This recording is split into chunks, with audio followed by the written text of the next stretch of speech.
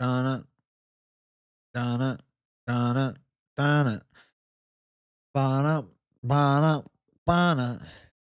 Oh, oh, oh, oh, oh, ooh, oh, oh, oh, oh. Yeah, hello, hello. Greetings to you, savages. What's up, man? What's up, man? Welcome to PropAholics. It's game time. We're covering UFC 330. We're doing the in-depth prop betting breakdown. Of course, your guys' opinion matters. We're going fight by fight, going after it for each and every matchup. And we're going to get the people's poll on what is the pick of the night from everybody and the best prop for each and every fight on the card. So should be pretty fire.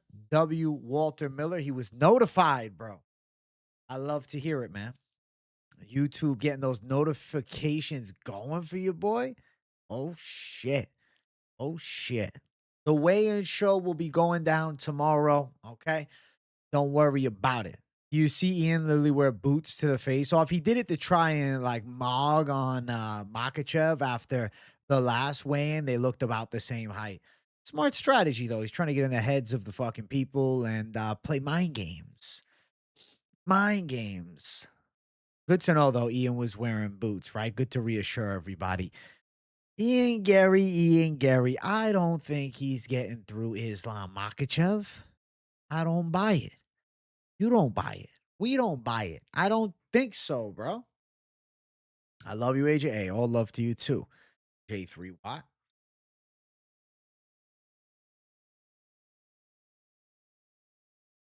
How much more you start disliking Ian after the presser?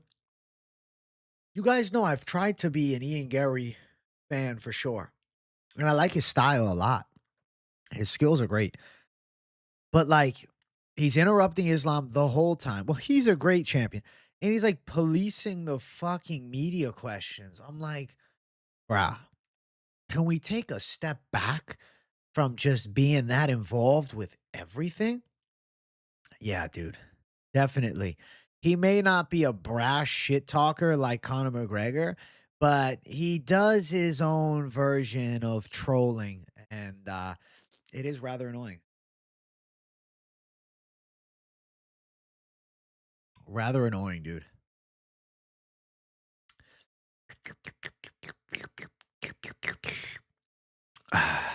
Yeah, he says, shut up, brother. He's like, I'm sick of this shit. I don't blame him. I don't blame him. How annoying is that shit, dude? I'm looking forward to seeing an Islam Makhachev showcase. White Monster in the cup. Oh, yeah. White Monster for PropAholics is a must, bro. Went to the gym. Did some fucking mobility, bro. I lifted some weights. I felt like a fucking zombie when I got home, and I said, how am I going to be the energized beast that I am? How is it? I'll tell you how. A little liquid savagery. Ooh, woo, woo. Woo, woo. What's good, Brody? What's good? Hey, W Mixtape. Good to see you. Happy to see my people up in here. I missed you, savages. All right. It's a nice night for a proper stream, man. Bringing the thunder every single day. You guys know the drill. I will say, God bless, bro. Since I've been taking off the Wednesday night streams, I feel so much more alive, dog. Way better. So I'm here today with the big show. Ask your questions away. We'll get into it. I'll try to answer as much as I can from the live chat. But of course, I do want to focus on the betting side of the weekend. I do want to have a fun back and forth about some potential props to play, of course, for every fight, as we're starting fight one and up. And there are lots of matches that we got to discuss. I'm going to get poll number one ready up in here. The Topps UFC Stadium cards get released tomorrow. Where can you buy them? Where can you get them? The last card was your first time ever betting on UFC. Hey, W, Derrick Henry. It was a good time to join, man. Looking forward to Saturday night. Your commentary makes the event so much better. Respect is due. Thanks, Mick Stapler. Hell yeah. That makes me feel good, man. I've been ducking you guys on UFC 6. Thanks God. Thank God Contender Series on. I'm starting to get better again, but dude, I got worse for a while. Like somehow I fucking got worse at the game. But I'm slowly working my way back. Back on business, Jay. Oh yeah. Fight number one's pick is a true no-brainer. I don't think anybody's going to be overthinking it. We'll get to it in just a second. There we go.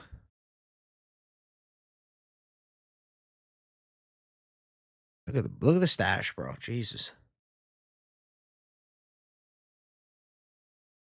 All right. All right.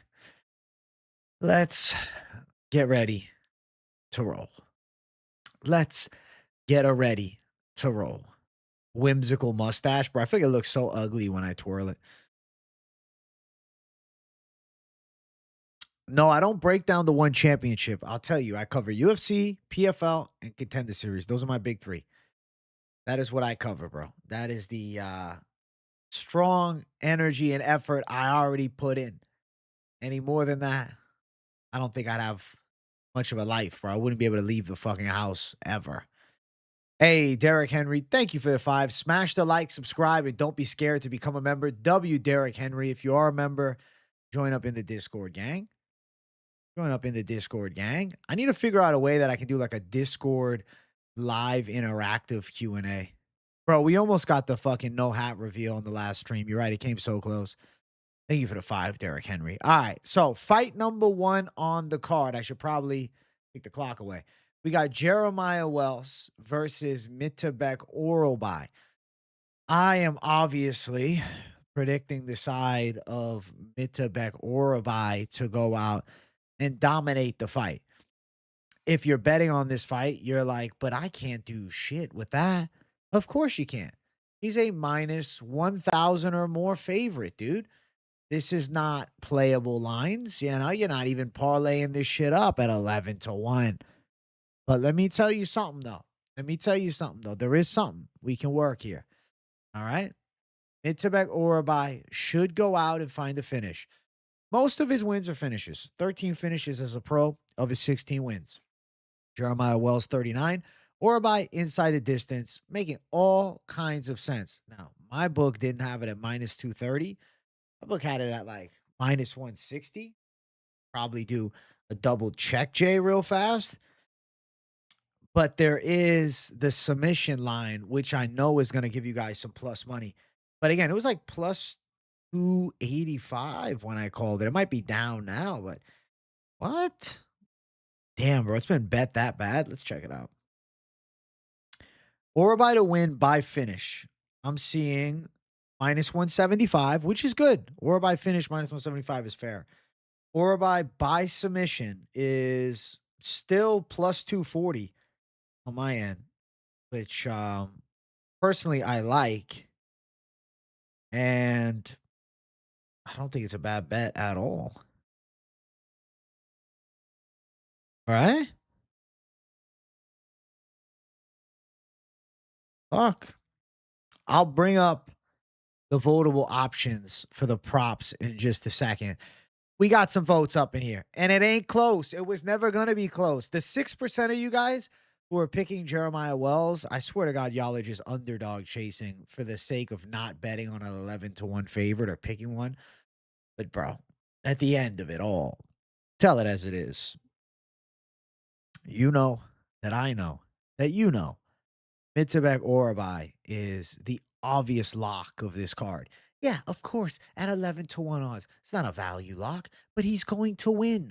I don't see a world where Jeremiah Wells wins. I don't think it's fucking possible, bro. You chose him because you're different, Jay? Well, Sherm, you are different, Jay. You're different. Yeah, you're different. I wouldn't even call you dumb, bro. I'd say you're just different. Probably Olive Rose on 12 different accounts. You might be right. He's always coming in causing trouble, but he does not miss any fight companions. All right, so Orolbai by sub. I'll be honest, guys. I am going to use the odds from Hard Rock Bet as opposed to Bet Online because Hard Rock is the bet house that I use. So I'll just use mine, you know? I'll use the Hard Rock bet odds. So Orolbai by sub plus 240. I do think by finish for Orolbai, if it's minus 175, it's like not bad. Not amazing, but like it's pretty live. You know what I'm saying? Uh, uh, uh, uh.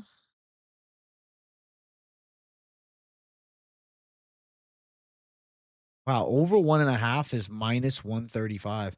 That's scary though, because it could end earlier.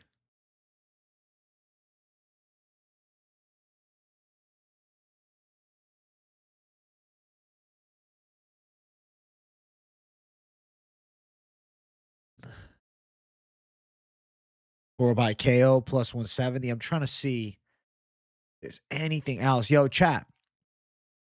What do you like for a round prop? I'm gonna give you a few options. You going mid to back or by? You like Orolbai round 2 or by round 1? Or you're not feeling any of that shit? I kind of think Orolbai round 2 is live.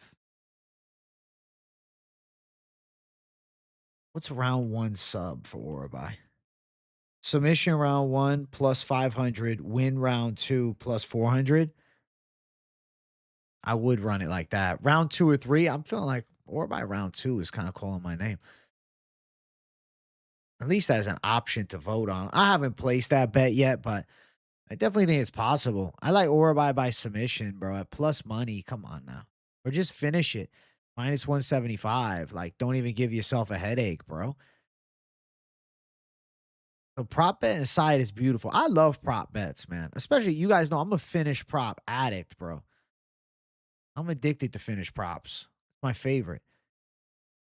But like specific method of victory props are good too, especially if the value's right. And I think that there is some goodness on running with round props as a way to get a little extra plus money if you got a hunch and it takes a couple bucks to turn into a good amount of cash, you know? So, or by the pick, obviously. Let's see what the people decide as far as the poll goes. I'm really excited for this. 21.5 pull-ups, AJ, even money. Can I hit 21.5? I would say very live, but I would not want to do that right now at all. That sounds fucking terrible. Mini Moo, you didn't miss anything. What's up? I would not want to do that right now. You couldn't pay me to do that right now. Like at all. Actually, you could pay me $100 if I don't have a pull-up bar in here, so don't donate me $100 to do it right now. But I would, hypothetically.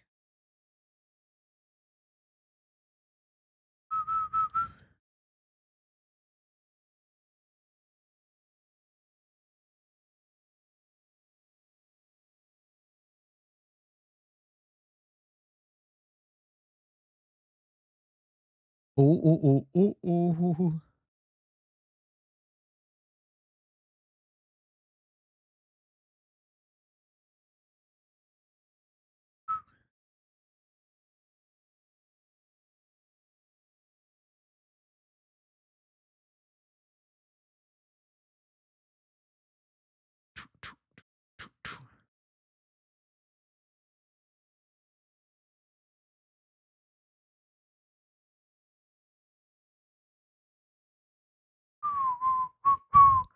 AJ is the best, better than the rest. His commentary is clean, and he keeps his picks in the green. Respect to you, brother. W. Mick Stapler, thank you for the 5 months of membership, bro. Thank you, Mick.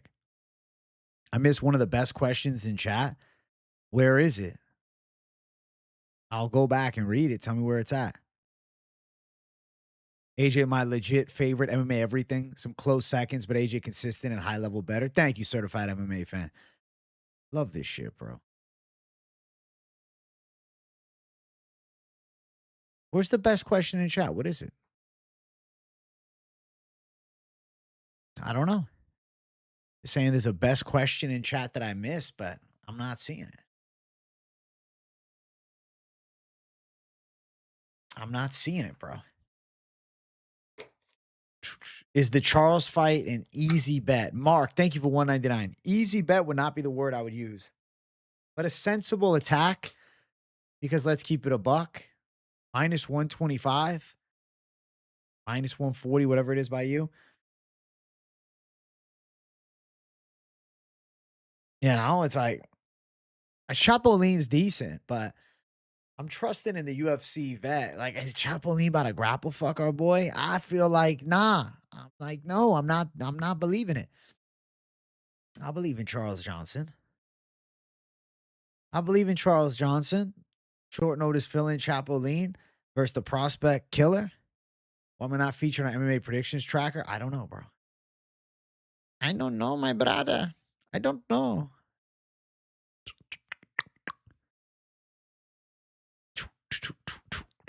But I'm going to pick Charles Johnson. We'll talk about it in a little bit. Johnson is washed. Who's to say, though? Like, yeah, maybe Ochoa, but I don't think Chapolin is Ochoa level good.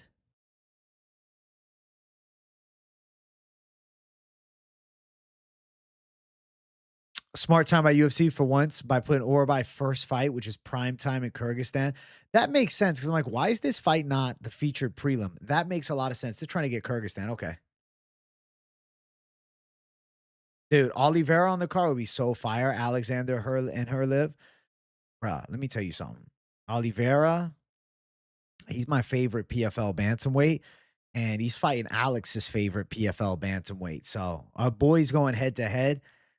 Bro, you know, I feel like I got to ride with my guy. I think Oliveira's a G. That's my favorite PFL bantamweight. How many takedowns in this fight? Depends, bro. Is Orolbai controlling position or is Wells getting back up? Because it all comes down to not takedown defense, but get up ability. Could be anywhere from, 3 to 7. But I do think it's going to be way less than last fight because I expect Wells to be held down.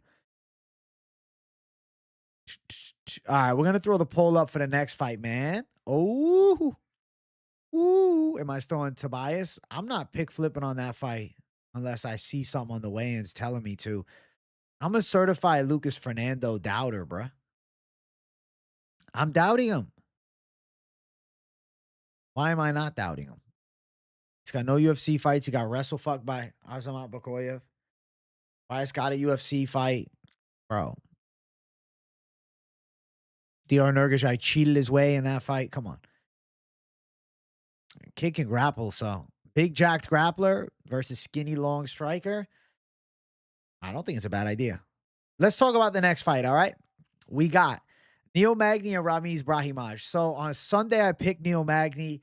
I've essentially pulled myself into the Brahimaj pick. I realized I'm probably tripping ball sacks on that. Unless there's anything crazy concerning from Brahimaj at the weigh-in, I am gonna probably lean towards him unless I wake up tomorrow being like, hallelujah, I'm going Magny. But like I asked myself a simple question. Would I bet Magny at plus money as an underdog? And I said to myself, let's see if I'll do it. Hell no. Would I bet Brahimaj finish at plus money or submission? Yeah. So you know your answer from the pick off what you're willing to throw your actual dollars down on. And that made me realize, yeah, bro, Ramiz Brahimaj is my prediction. Though I think Magny could outwork him and Magny could end up taking a decision. Like Magny is pretty fucking durable and he is awkward. So it's like the worry I have with Brahimaj, why I initially picked Magny, is Magny's got good opposition and Brahimaj's best wins aren't great. So I don't know, man. My prop of this fucking fight is I'll say Brahimaj sub. My pick, it's still teetering on the fence line. Like, I kind of still see a pathway for a Magny decision. But Brahimaj to grab his neck feels live. But then the other side of it is like, let them face off first. Like, I never officially pick flip until Friday. Like, even on Moneyline, I'm like, yeah, I'm probably going to. But, like, I got to see it. Now I got to see it on the scale. If I feel that unsure where I'm leaning towards a pick flip, I need to get all the evidence I can. I want to see them face off. Magny should be 5 inches taller with a massive 8-inch reach advantage. These are fucking red flags. Like, these are worries. As much as I like Brahimaj's submission fucking merchant attack 12 subs, Magny surviving round 1, then taking 2 and 3 is not wild. So I'm going to really just say with this one, guys, and I keep it real, bro. I'm not going to bullshit y'all for the sake of the content. I am purely basing this off how I feel tomorrow after they face off and what energy I'm feeling. I know the stylistic matchup. Brahimaj, heavy-handed submission specialist. Magny, durable cardio machine and awkward. Magny is not a crazy pick. So I don't feel great about either side. Obviously, Brahimaj by sub, I think makes sense as a sub prop, but like Magny to fucking win over a round and a half could be the contrary to that. What's a Magny over 1.5 rounds? Just out of curiosity, bro. Because I really think there's a possibility that Neil Magny wins. Neil Magny to win over 1.5 rounds. Looking at plus 200 odds for Neil Magny to win over 1.5 rounds. That's not awful. I do think Magny is live to win over 1.5, but I also think Brahimaj is live for a sub. So, it could just really be if you want to sub prop something, go like round 1 or round 2 sub Brahimaj, and then you bet Magny to go over a round and a half. If you think Magny's winning, you're probably thinking the fight's going longer. There's definitely different ways you can run it.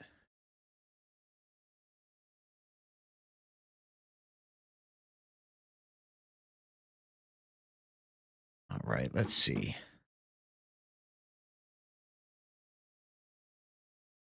Brahimaj by sub under 1.5 rounds is plus 325. I don't think he's knocking Magny out. And then let's see. What's a Magny decision line? Plus 3. Wow. Magny decision plus 325. Not bad. So I'm going to throw you guys some up. You know someone that's confident in Ramiz? Is it Finchmeister? Because I know he is. Yeah, I kind of agree with Paku, though. You can't like back either one of these dudes with extreme confidence. You want to play Magny as a dog, I get it. But like on the flip side, if you want to bet Brahimaj sub, I completely get it. There's really like one of them's going to be wrong, but it's like both make sense from a logical perspective. So we'll see what happens, bro. It's a cage door closes type of fight. I feel like Max Holloway. Listen, we'll find out Saturday night with this fight. But the Brahimaj sub line is interesting. But looking at Magny by decision or even Magny over 1.5, that's interesting too.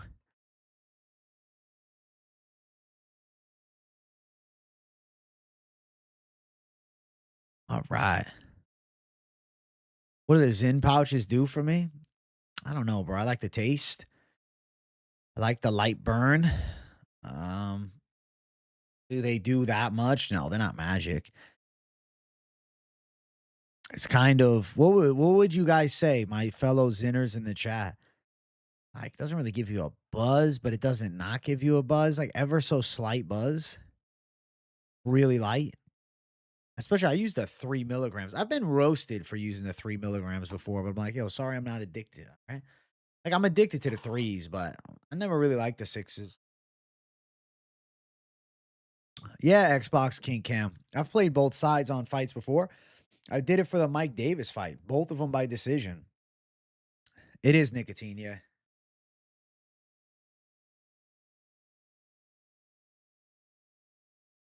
You feeling iffy about Alvarez winning? I completely disagree with that. I feel so confident in Alvarez.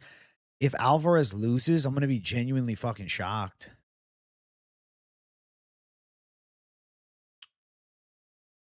Only tried them once, was spinning all over the place, threw up. Yeah, you had too much, bro.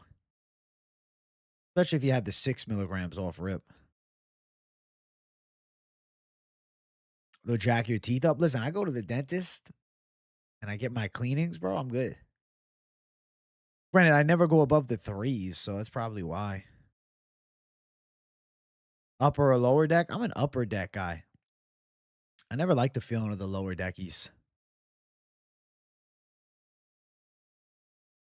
Yeah, Alvarez is a gangster, bro. Alvarez by submission is a fucking lock. Finish is a lock of locks, but I think Alvarez by sub is a fucking lock, bro. I locked Alvarez by sub. If it was finish at plus 100, you guys know I would have locked the finish, but it was fucking minus 125.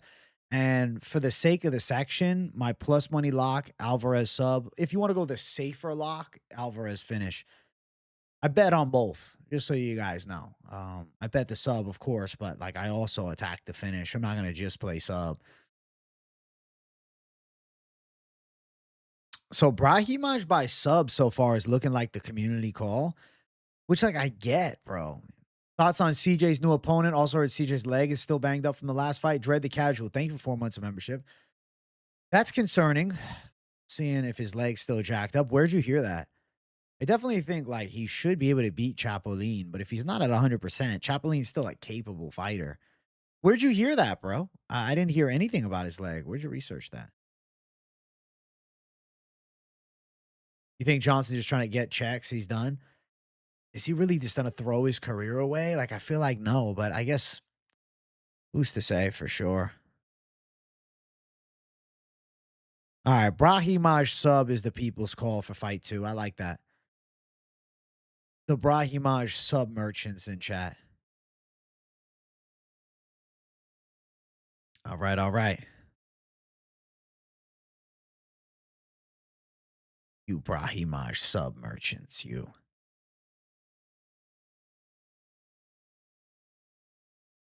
All right. Okay. Dun, dun, dun, dun.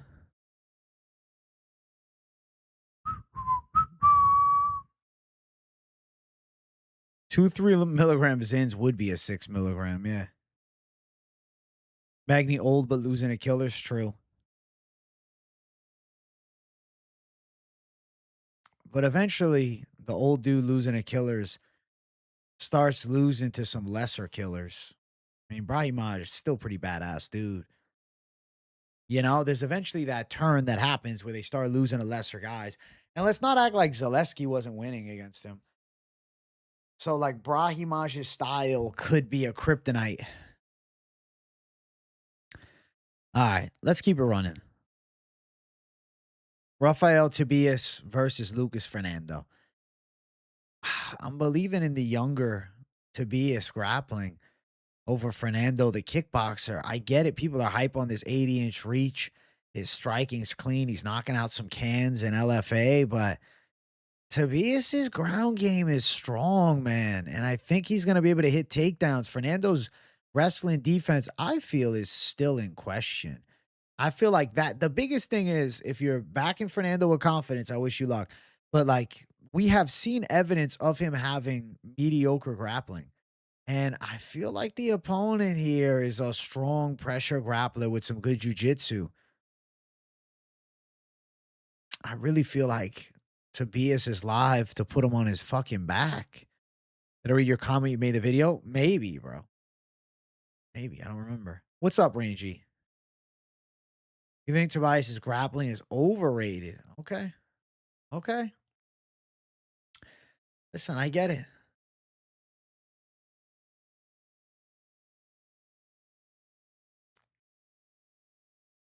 I like the matchup.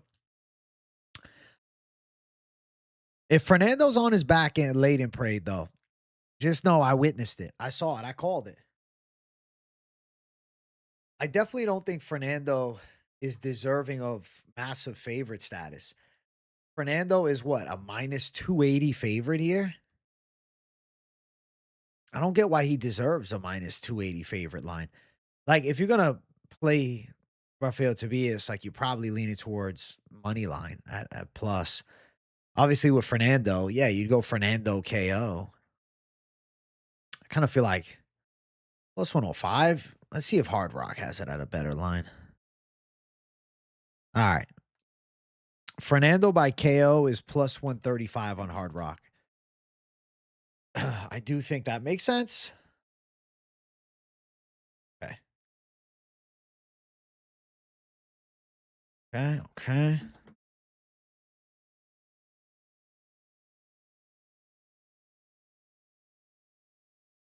Let's see. Tobias has how many decisions? 3 decision wins, 6 submission wins. Lucas Fernando never been finished before. Decision is not crazy for Tobias, man. At 7-1 odds, I could see him landing takedowns and controlling. I mean, sub is possible. I'm not as crazy about it. Like, I definitely don't think you're out of your mind for thinking sub on Tobias, but I don't love it. I don't love it. You're calling it out at Lucas knee? Okay. I think if you're playing Tobias, you're probably best betting it. Him to go out and win money line. Tobias has no head movement. You're not wrong, bro, but his ground game's strong. He's jacked. He's physical. He's training with Abdul-Rahman Makhachev. Like, there are things to like.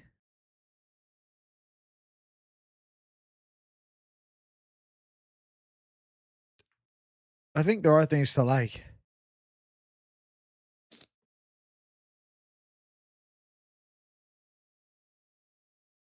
What happened against DR? I mean, to be fair, as much as I like my boy Njokuani was grabbing the fuck out of the cage. He was grabbing that cage hard, bro. Njokuani saved himself. And shit, Njokuani looked pretty good last fight.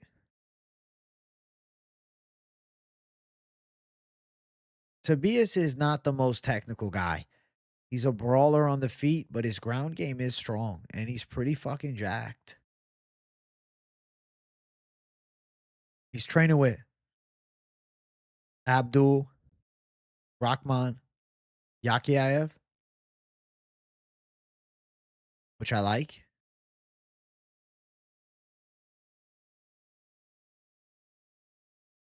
I feel like could pay off, man. We'll see what this crazy fuck is up to. Like, yeah, he's not as good at striking, sure. I don't even think that's in question. But if he can get the fight to the ground, closing that distance, I don't think Fernando is very good at grappling. You think Fernando's a lot? Respect.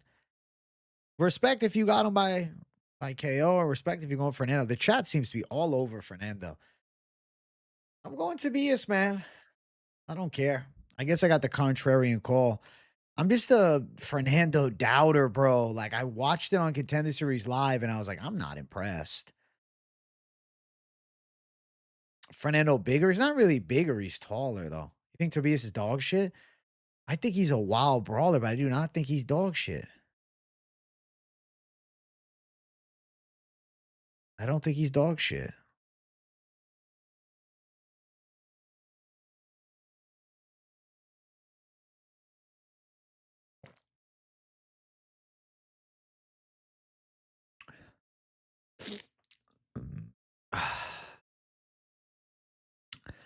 I do not think he's dog shit.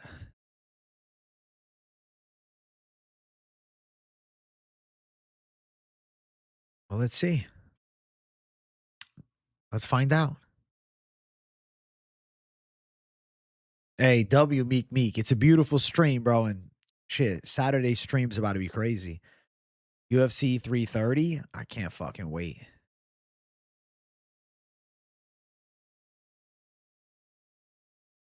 I think Tobias is still kind of the wild card prospect. I mean, his record's 14-2. Like, it's not bad. All right, let's keep it running, man. Next fight up the card, Vicente Luque, Tresean Gore. I like Tresean Gore a lot. I'm under the Vicente Luque is wash mentality still. Tresean Gore's got knockout power in his hands, and he's got a pretty good ground game on top of being a good athlete. Tresean Gore's got big advantage in speed on the older Vicente Luque. I don't trust in Luque at all. I think Gore is about to sub him, though. Like, I think Gore by finish makes sense, but bro, I feel like Gore is about to strangle him. Plus 400 underdog. AJ, I've been so locked in with your content since you called the Candyman dog winning the PFL. Hey, W Meek Meek. I'm feeling Tresean here, guys. I do. I really feel like Tresean's got the shit. I think Gore's busting him up and either subbing him or fucking ground and pound after rocking him. Like, I could see Gore KOing him, but Gore is a bit of a submission threat more than anything else. All his UFC wins are gillies, bro. Tresean Gore is pretty good. I feel like would argue Tresean Gore is maybe a bit underrated at this point. The Adolfo Vieira fight was awful, but to be fair, I feel like he was injured in that fight. And then he came back from hell against Makhachev, who I would pick Makhachev to beat Luque at this point. I don't trust in Vicente Luque at all. I know he was able to beat Gastelum, but Gastelum is a guy I don't trust at all in 2026. I think Tresean Gore's athleticism is a big advantage here, and I think Luque is maybe lacking some durability. And I would say, argue at least, live to get cooked with a big shot. All right. Let's see here. If you're going to believe in Tresean Gore, I'm going to pick him here. Tresean Gore to go out and win by submission is plus 475. Does that not seem live as fuck? Gore sub at plus 475? Yes, I think it's worth throwing at least a light touchdown on. And then Gore finish at plus 185 also makes a shitload of sense. Now, if you got Luque on the opposite side, you can let me know your favorite Luque play. If you're a Luque's witness, let me know.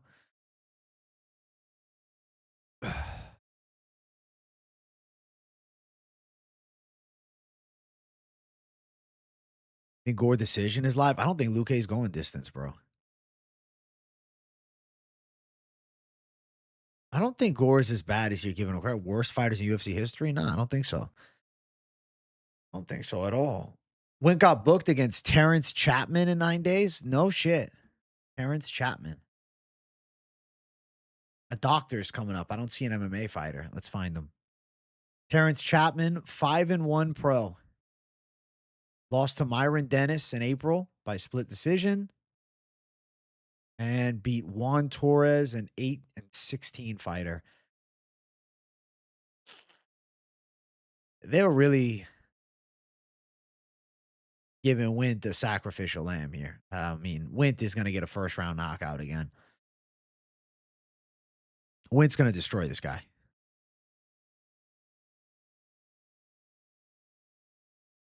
Wow. I saw Jesse Rosas got cut, and I saw that the Indo Ninja got a fight booked, Bilal Hassan. Whoever's on Gore may as well donate your money. You're feeling that confident that you would call a Gore bet a donation? Have you not seen recent Vicente Luque fights? Oh, but he beat Kelvin Gastelum. Okay, but what about him getting killed by Joel Alvarez, destroyed by Kevin Holland, and fucking beat on by Joaquin Buckley? His wins are Temba Garimbo, who he caught in a weird sequence early, and Kelvin Gastelum, who I don't even think trains anymore. I don't even think he trains anymore, bro. Luque by finish. All right, Joe Rogan. Thank you for the 2. You just got your favorite prop put into the show. So W on that. Luque finish at plus 240. Thank you, Joe Rogan.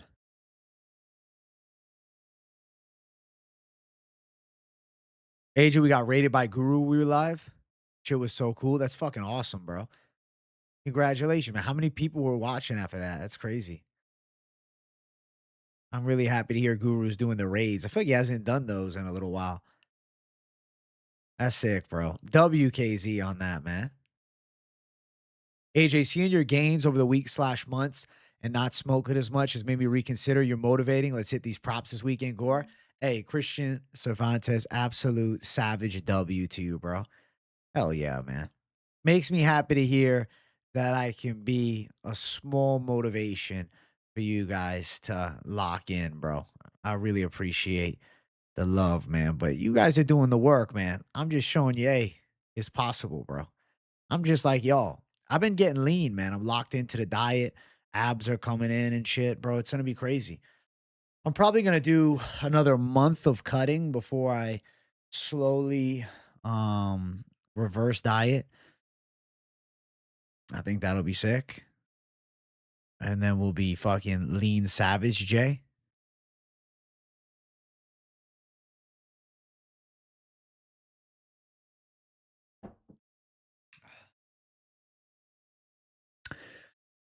That's the plan. About a month more should probably get me to my goal, and then recomposition it up. Little reverse diet gains. When Gore fought Josh Frem in 2022, I came into this chat and said Frem is the worst fighter in the division, and Gore is very close second. Honestly, I don't think anything has changed. Gore's awful. Are you going Vicente Luque, Paco?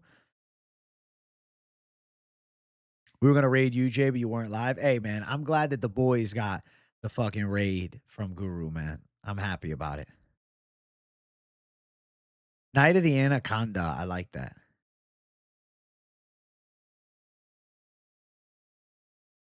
Luque top tier compared to Gore, bro. I believe in Gore, man. I like Tresean. I've always been a guy that thought Tresean Gore had some upside. Even if Luque's winning early, I think Gore could club him and then sub him.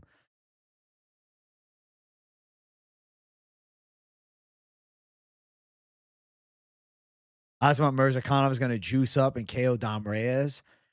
He should probably KO Dom Reyes, man. Dom Reyes' chin doesn't exist. And a win by a close decision against Johnny Walker doesn't tickle my fancy. I'm with you on the lock of Alvarez, Adrian, but I'm on KO or sub. I wish I had that option, useless, but you know, the concept of the lock section is I'm hunting plus money. You know, that's why I gave out during the show. I don't know. Gave out the safer side of the lock. I called it the safety lock of just the finish prop, but that's not plus money. But, you know, don't get me wrong. The finish prop, if it was plus money, that was the obvious lock. That was actually my plan. To go Alvarez finish at plus 110. And then I look at it and it's minus 125. I was like, whatever. I was like, you know what? I'll call the sub and double down, bro. Sometimes you got to grab your nuts, you know, and it is what it is. I think he does finish. I got Alvarez in my Lock City parlay. I bet the sub. I also bet the motherfucking finish prop. The people just love the plus money, bro. So like I probably could have got away with saying, guys, just for this card, I'm thinking I'm gonna give a minus, but you know, I'm like, fuck that shit. I'm like, let me grab my motherfucking balls and bring it. That's my style, bro. I put my fucking, reputation on the line every time, bro. I don't fear it at all. I don't worry about it at all.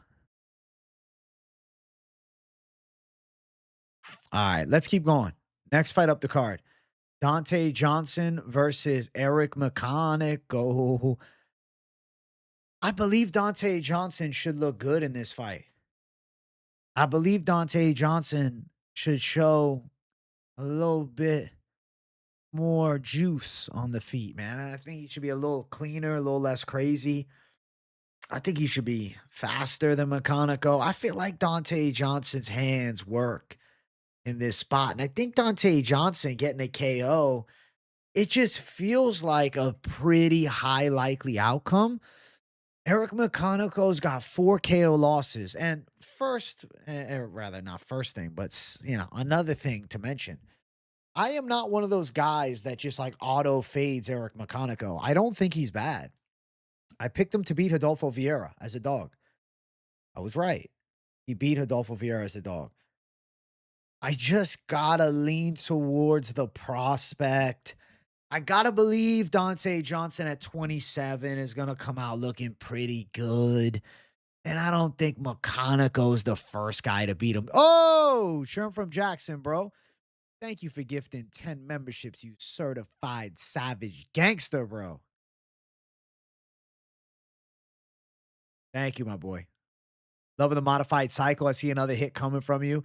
I believe in the reads and picks. Hey, laid the parlays and props. Got to take risks. Let's go, Christian Cervantes. W, bro. I appreciate you. Listen, last week we blew past the plus 800. Why not again this week? Why not again this week?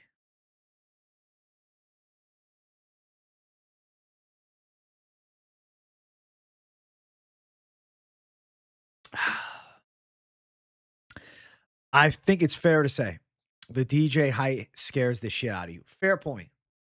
He is a midget. 65 KJ this weekend. I don't know.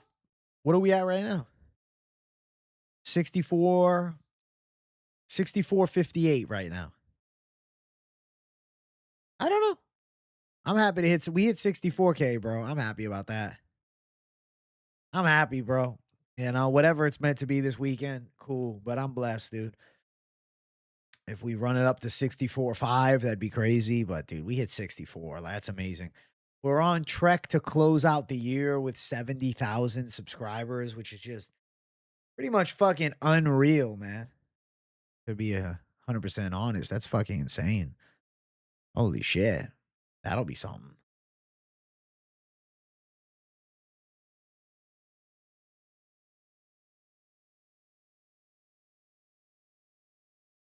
Crazy J, bro. They call me the craziest of crazy J's. Woo! Yo, Hollywood. Hollywood, Jay. It's funny, bro. So I'm working out at the gym with Jersey Girl, and I've become friendly with the kid up in there. He's cool guy. And Jersey Girl's like, oh, you got to get home to get to work. He's like, oh, what do you do for work? I didn't say it. Chat. You know what I said? I said, oh, I'm a gangster. He's like, what? He's like, nah. Like he's like, you fucking around, right? I was like, nah, bro. I was like, they got a big poker game tonight, bro. And I'll be honest, I think he believed that. I didn't say nothing about the fucking channel, bro. I like to keep it on the low. Holy shit.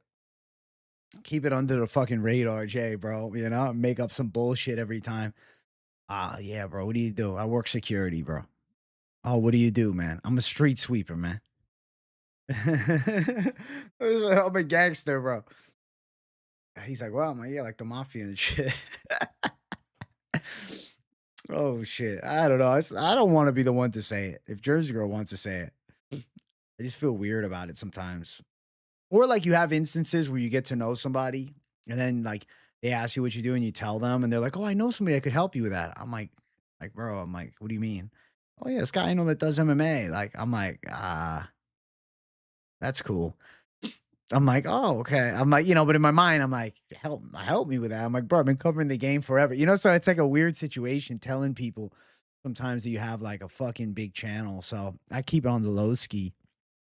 I just try to let people wonder. Streets think I'm a fucking mafia man. I should collab with Bedtime. If he wants to, we can. If Bedtime wants to run a collab, we can. And I've gained like 2,000 plus subscribers over the past month. Waste management, bro. Legit conversation skills are the best skills to have. Getting in and out of any situation. Right. You have to sometimes. Collab with Guru if he wants to. We can do a pic show. But Guru has not reached out to me to collab, bro. He only wants to collab with me if it's the big group collab. So whatever. If he wants to, we can. If not, bro, it's all good. You know what I'm saying? I don't try to force collabs, you know? If they're like, yo, bro, yeah, be cool. All right, cool. But I don't know, man. It's hard to fit in the schedule collabs, man. They're hard, man. It's hard to run collabs, bro. Doom, doom, doom, doom. All right. I got to throw up some fucking props, man. I'm rambling, dude. Y'all got to keep me in line, chat. I got to keep me in line, bro. I'm fucking rambling like a motherfucker today. Holy shit. Guru wanted to raid your channel earlier, but you weren't live. Listen, bro, I appreciate that from Guru. Hopefully we have a, timeline that works out and it happens, but no pressure.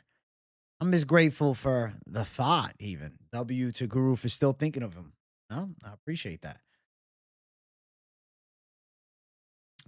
Dun, dun, dun, dun, dun. Okay. You ready? Donte Johnson by KO. What do you guys think?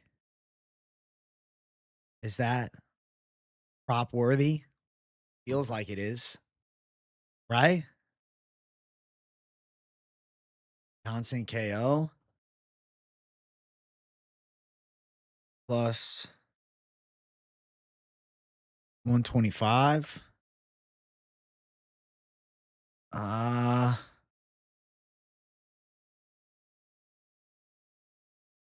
what else is there really? Like there's really no prop for me. You guys drop some of your favorite props. Johnson finish minus 110. What's fight goes distance? Bro, fight goes distance plus 160. Give you guys that option.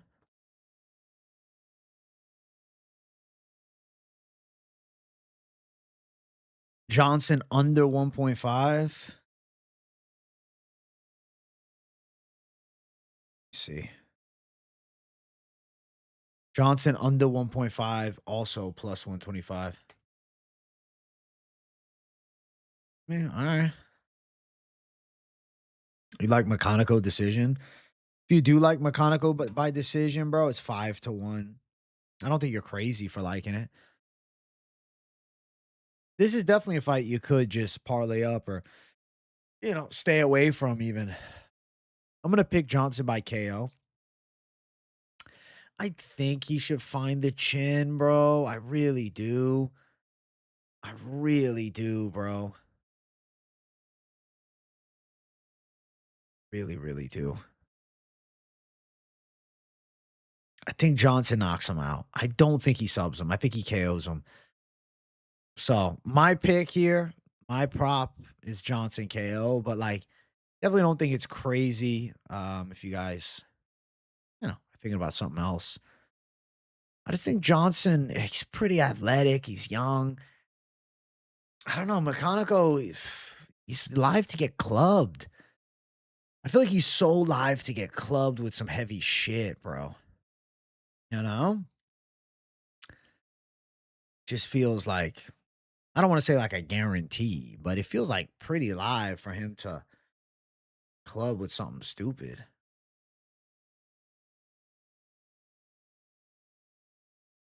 McConico's not fast enough, right? I think he's going to be at such a disadvantage. And I feel like Johnson's better since the close fight with Brundage. So I'm going to believe in Johnson, bro.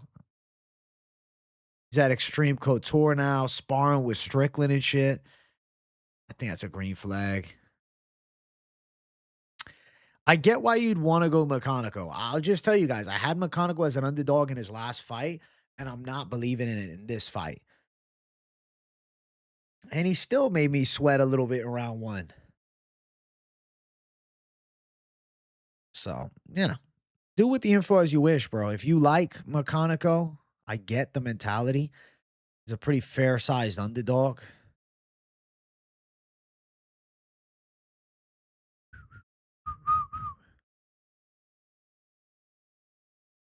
I don't know.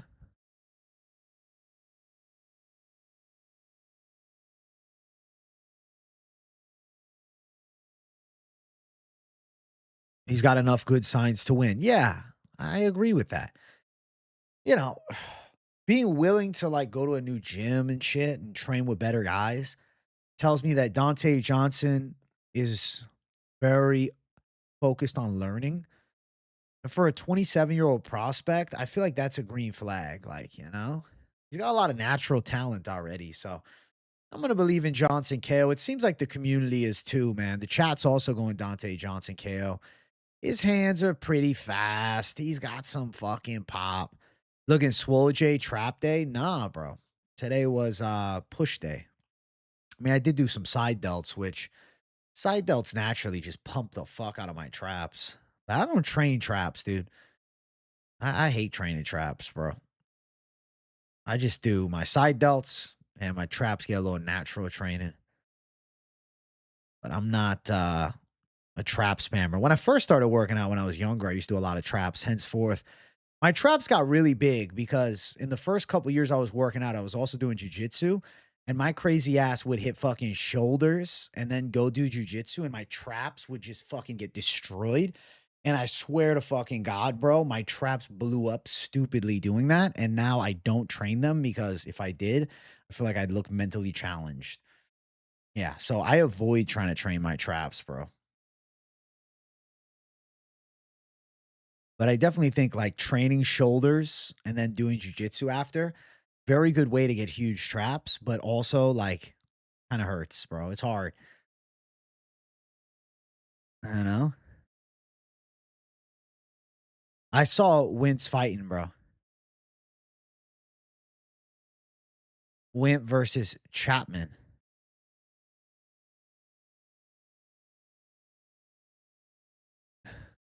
I think Went by first round KO is coming again, Alex. It's a lopsided fight, bro. Chapman, he lost 2 fights ago to Myron Dennis, an Ultimate Fighter loser.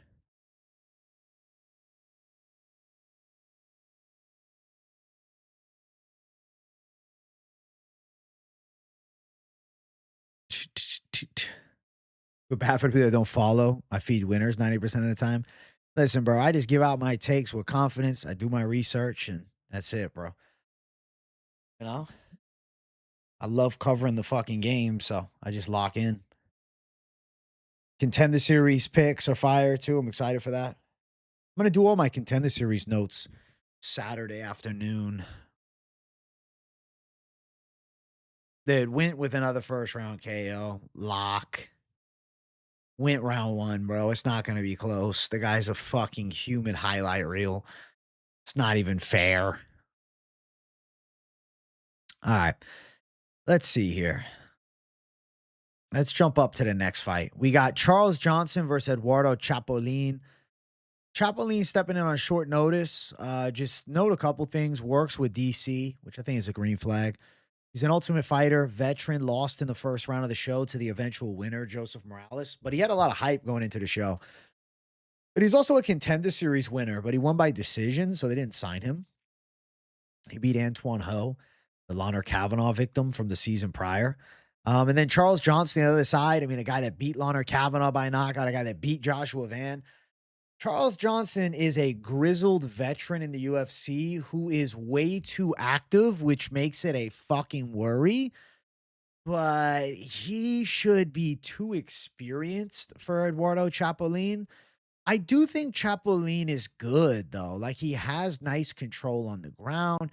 He has a decent enough kickboxing game, but like he's not the most physical grappler and he's not the biggest puncher. He's more of like a volume Brazilian kickboxer style. And then on the ground, he's got like a decent flow, but he's not a submission ace either. I feel like this is a pretty huge step up in competition for his debut. And the only other matchup that is like somewhat comparable to this level was him on The Ultimate Fighter against Joseph Morales, who I think is pretty good. And he got beat in the first round in half a round. So I gotta trust in the Charles Johnson veteran savviness to handle here. I think that he's gonna be a bit too well rounded. And I think his striking gives Chapolin some pause. Chapolin also was not booked for any fights, and he hasn't fought in 11 months. Now, looking at his Instagram page, you can get an idea what he's doing. He's, saying good things are coming with a picture of him and Dana White as he was on the Ultimate Fighter, season this past season as a coach. He was hanging out with DC and whatnot. And like he gets signed to the UFC on mega short notice. I'm sure they got him in a stay ready position. Like I know for a fact he's working hard. He trains with Team Cormier. Like he's a decent prospect. There's things to like. But to start the UFC career off in this way, getting a matchup against a guy and Charles Johnson, bro, that's just hard for me to fucking pick against. So I'm gonna go Charles Johnson. Hey, W Hernanov in chat. What's up, homie? I'm gonna go Charles Johnson, chat. I think it's the right side of it, dude. You know? Like, I just can't pull myself into picking Chapolin. As much potential as he has, he's a talented guy. Like, he's good. Like, if you look at Chapolin's skill set, he's objectively a good prospect, but he is a prospect. And Charles Johnson has been at this shit for years now, bro. And I think that matters here, man. I think having years of high level fight experience pays off in the end against just, a guy that's a relatively untested prospect. And what's weird though is like the odds being about even. Charles Johnson at minus 125. I don't think it's a bad idea to consider a UFC veteran bet on Charles Johnson. Fight is live to go over 2.5, which is minus 185. Let's see. Do we have the decision prop? Johnson decision plus 185, Johnson KO plus 350. Eduardo Chapolin has been submitted once as a pro, decision once as a pro, and lost by submission on The Ultimate Fighter. Charles Johnson, on the other side, not known for his submission game, does have 7 knockout wins, but inside of the UFC, 8 decisions. Granted, knockouts over Joshua Van and Leonard Kavanaugh make me think, hey, maybe he's live to catch the chin of a young prospect. But why go out and chase? Because you can just money line it at about even money. So the pick to me feels like the obvious Charles Johnson money line play. If you're looking to bet on this fight at pretty much even money against a guy that like might not be close to Charles Johnson's level, but could end up being a pretty good prospect. It's like with Chapolin, from what I've seen, though, I've never been like, oh my God, guys, you got to check out Chapolin. And I watched The Ultimate Fighter with him. And I was like, yeah, all right, he's okay. I watched him on Contender. All right, he's all right. But like, I'm not really that impressed. So, yeah, I'll pick Charles Johnson. I think just money lining it is better. But of course, it's PropAholics. If you're picking Chapolin, what is the method of victory? You gonna pick him to finish Charles Johnson? Or is it Chapolin on the cards? What do you guys think? I want to give you one more option. Sub? I was going Ochoa over Johnson too, certified MMA fan. I thought he was about to beat him up.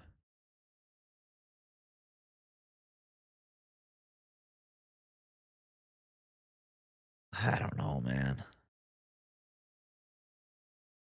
You want to go Chapolin finish as your option then? All right. Chapolin inside of the distance plus 450. Good luck.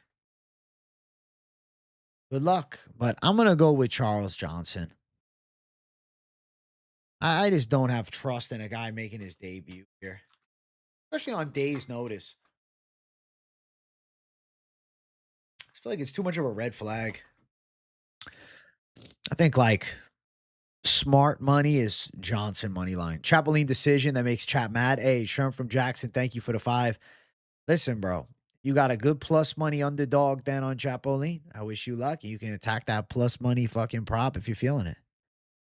Fight's definitely live to go all rounds. I'm just thinking it's a just money line at fight. I saw the odds at minus 125 and I threw a little bit down on Johnson. It's a 1 unit. I didn't want to go too nuts on it and like be stupid out here or anything.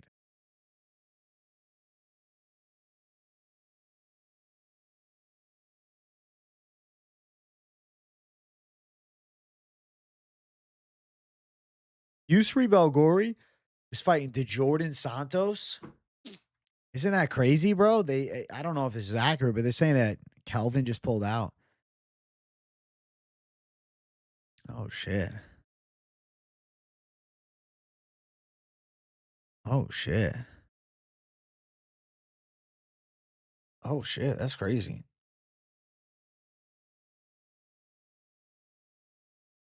That's wild. DeJordan Santos, he's gonna kill him. That's like the easiest fight possible for him. That's like terrible for him. Like the Jordan Santos is gonna get killed. Yusri Belgori knockout. Lock of the fucking year, bro. The knockout should be 4-1 odds or it's a steal, bro. Like that shit is a fucking squash match, bro. Yusri is the lock of the century there. There's like no chance he loses. Swear. Do you guys think there's a chance he fucking loses? I don't think you think that. I don't think anybody thinks that.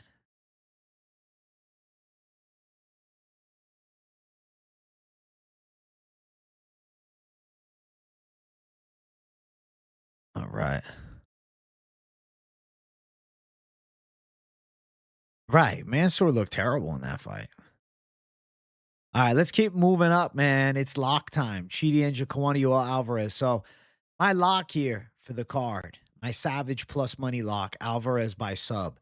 My safety first lock is an Alvarez by finish, and obviously an extremely confident money line pick, a lock, Joel Alvarez to win.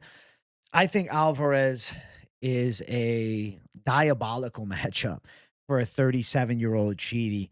I think people are going to be intimidated a bit by Chidi's physical prowess, being that he has an 80-inch reach and he's a big fucking welterweight. But I know Chidi and Njokuani struggles with this weight cut, and it's kind of starting to show, bro. Like his most recent fight, he looked really bad against Carlos Leal. He got dog walked. The fight before, he got quickly subbed by Jake Matthews. And then, like, you look at the wins. Reese McKee, who is not UFC level, and he's now in PFL.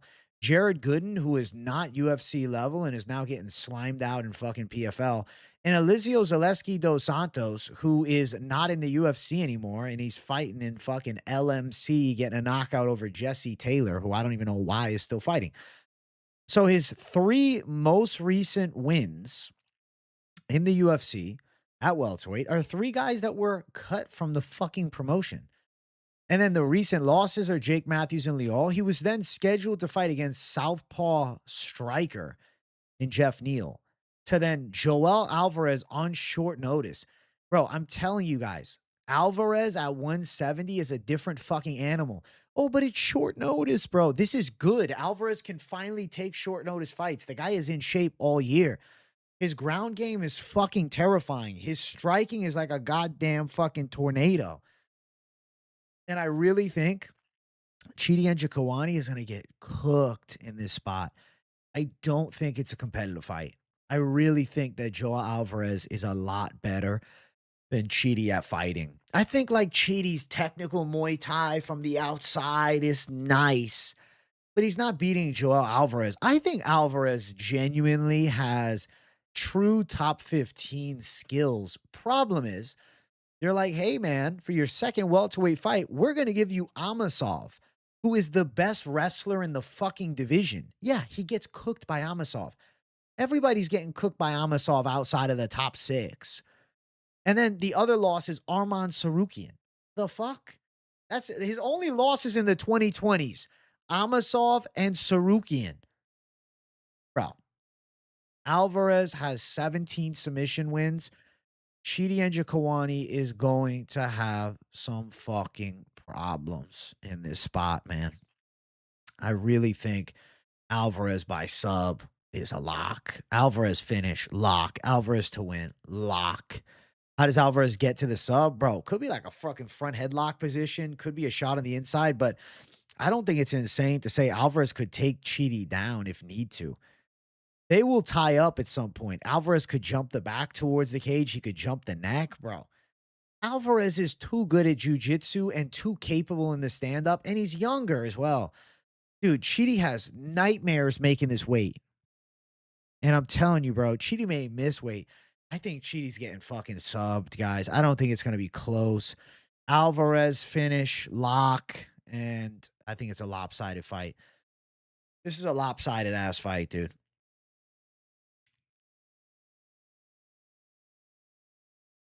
Such a lopsided fight.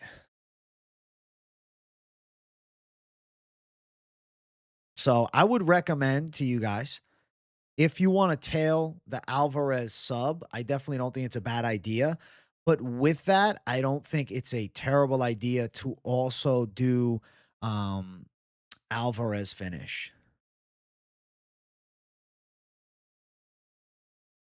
Chidi's coach just died. Rest in peace. That's sad.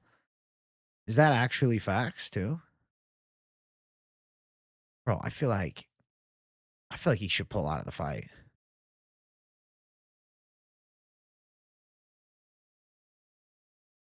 Where'd you see that Chidi's coach died? I don't see anything he posted. Where'd you see this? It's confirmed on embedded? He said on embedded. Yeah. That's sad, bro. I like Chidi, bro. Like, I feel bad. Like, I'm a Chidi fan. First of all, like, if you follow the channel for years, you know I always like Chidi. But I think Alvarez is a terrible matchup. And I think it's tragic that his coach passed away, but I don't think he wins. I think in some sense it's almost worse now if he's dealing with the heavy heart of having that situation weighing on him too. And then it's a fucking terrible matchup change.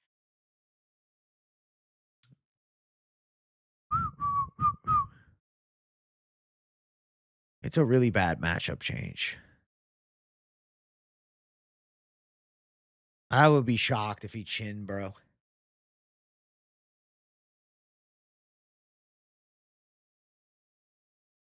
I would be shocked.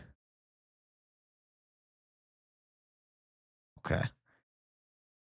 Let's check something out here.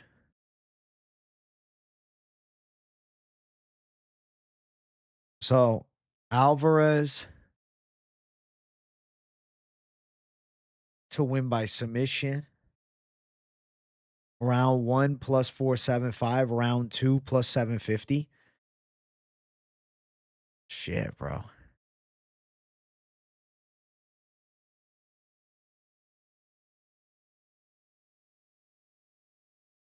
I feel like betting sub round 1 or round 2 is not a bad idea.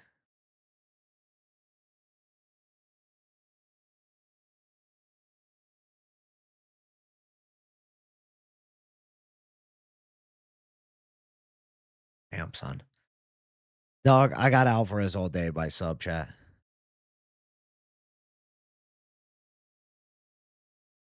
In the first 2 rounds. In the first 2. Let me see if I can cook up something weird. So, Alvarez by submission under 2.5 is plus 210. Under 1.5 is plus 325. And if it was over 1.5, it was plus 550. I like Alvarez sub. I like Alvarez finish. I think Alvarez lock. He's a lock leg of the parlay, bro. Lock him in. You want to go safe city, run like him, Abdul-Malik. You know, that's easy shit.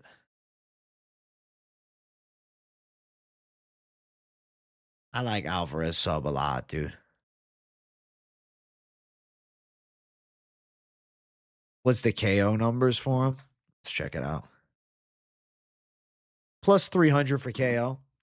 So if you're attacking it with Alvarez sub at plus 195, I do think it's a good idea to have something on finish as well on the off chance that he just finishes the job by KO. But I got to tell you guys, I'm pretty confident even if Chidi is rocked as fuck, Alvarez is way more likely to go for a strangle than he is to finish the fight with ground and pound. Alvarez is still a submission specialist first and foremost, but he just does have some ability for the knockout.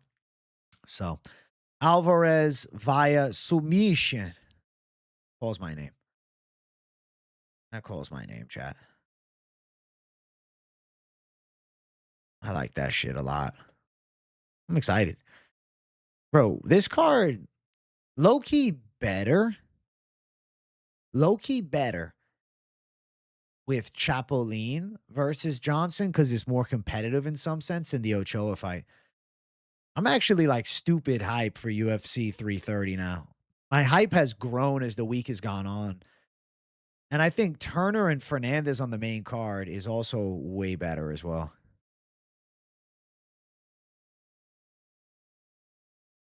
All right.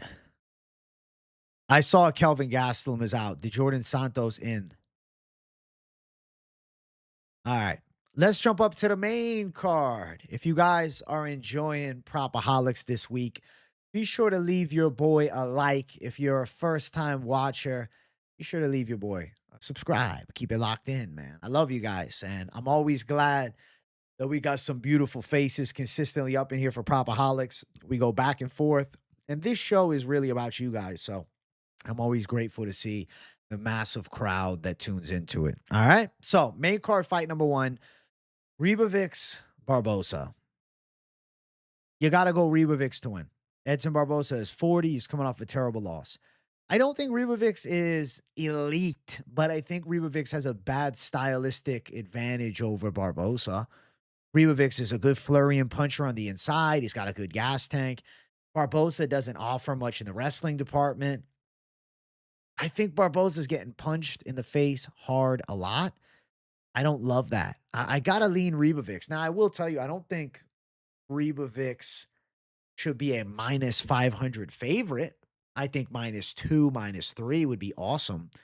But Ribovics should be a lock to win. He was 175 at media day, 20 pounds cut in 2 days. Tough, but very doable. I would assume Ribovics makes the weight. If he misses the weight, well, it is what it is. I think Ribovics should still win by KO regardless. Like, you got to trust in Ribovics to do damage with his hands. His close range flurries are his bread and butter. And I really feel like Edson Barboza looks slow now, dude. Come on. He lost to Drakkar close, and then he got killed by Jalen Turner. I don't think there's much of a fucking chance for an upset here. Crazy shit happens in this beautiful fight game, but like, I don't think an Edson Barboza massive underdog performance is that likely.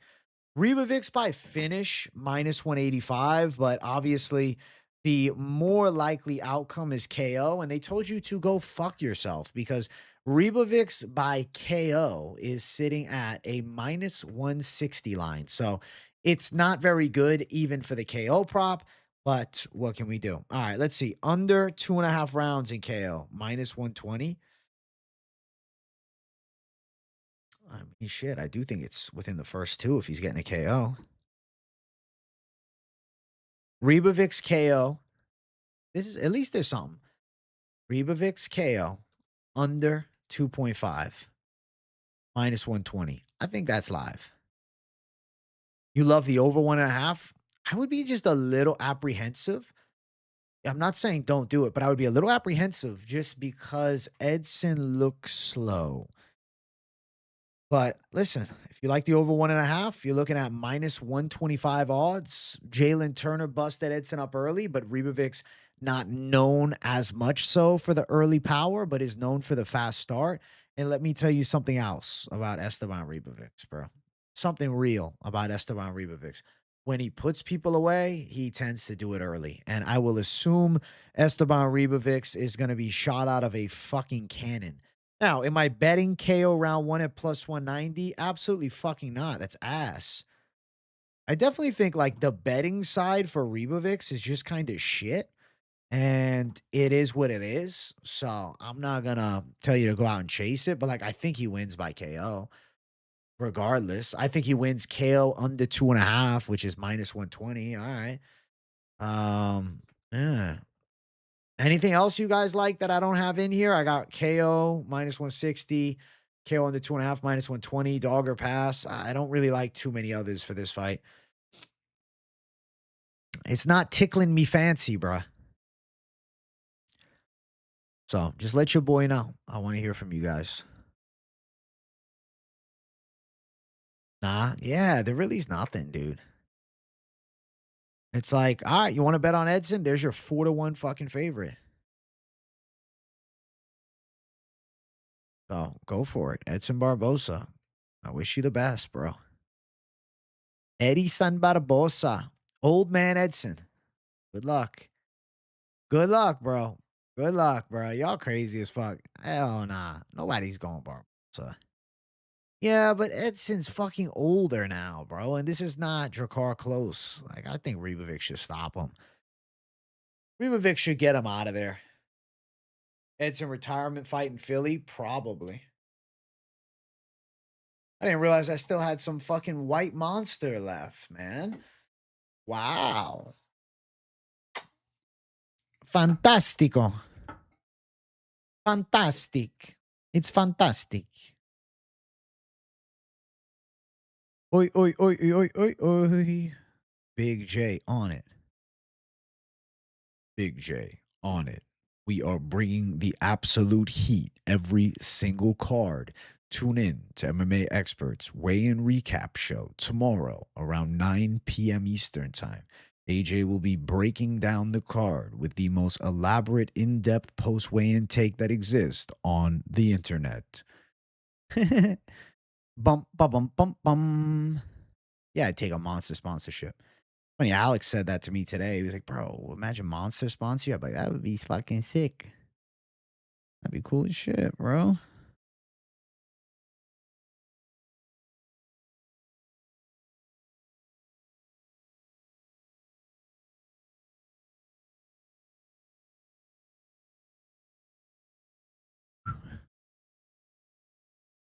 Barbara gonna out-unk the Riboflavin. Thank you for the 5. I don't think Barboza is doing it, but respect. I don't feel it. I don't feel it coming in the air. Hell nah. Oh no. Edson Barboza. He's gonna go to sleep. The dreams are dead. He doesn't have much of a chance. Ribovics is young, hungry and fast-handed, throwing bombs. I'm sorry, but old man Edson is done. The old man done, chat. I saw Edson Barboza fight live years ago. Years and years ago. And I think he's towards the final phase.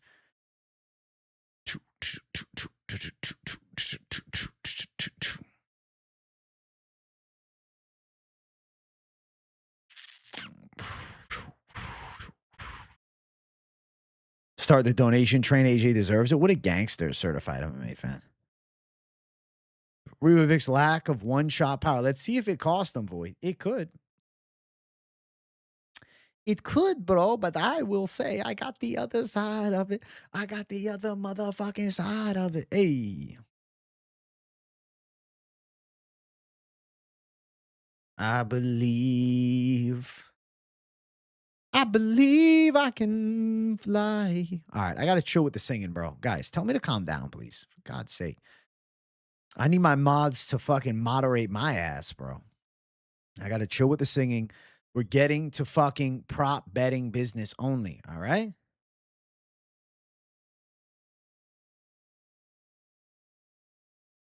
It is a karaoke night, Sherm. Okay. Next fight up the card. Mansour Abdul-Malik versus Dustin Stoltzfus. Bruh. Mansour Abdul-Malik by finish. Lock. Like, Stoltzfus is slower than him. He's at a big reach disadvantage. He's older. He's outmatched in athleticism. He's outmatched in wrestling. He's outmatched in boxing. He's outmatched in power. Dustin Stoltzfus really does not have much of a chance against a powerful athlete like Mansour Abdul-Malik. Oh, and one more thing. Mansour Abdul-Malik trains at Extreme Couture, where Dustin Stoltzfus has spent extensive time, though no longer training with the gym before. Now, I don't know for sure if they spent time on the mat together, but I do know that everybody at fucking Extreme knows Dustin Stoltzfus's game like the back of their hand, and they're accepting this fight because they're like, yo, this is easy pick'ems for our prospect. Dog, this right here is a complete definition of squash match. Mansour Abdul-Malik, easy lock, bro. Yeah, the odds are fucking crazy. The odds are wide as shit, but like they should be because this is a setup, dude. This is a fucking setup fight. Minus 650, Malik. Certified MMA fan, thank you for $4.99. Honestly, this discussion is what helps me pick my parlays. If you want this kind of discussion, donate, boys. It's worth it. Hey, W to certified MMA fan. Thank you for $4.99. Thank you for the dono, bro. I appreciate that. Malik by finish is minus 145. Let's talk about something first. Let's talk about like looking at things based upon value. So we have a minus 650 favorite with a finish line that stands at minus 145. Dustin Stoltzfus is coming off of back-to-back decision losses.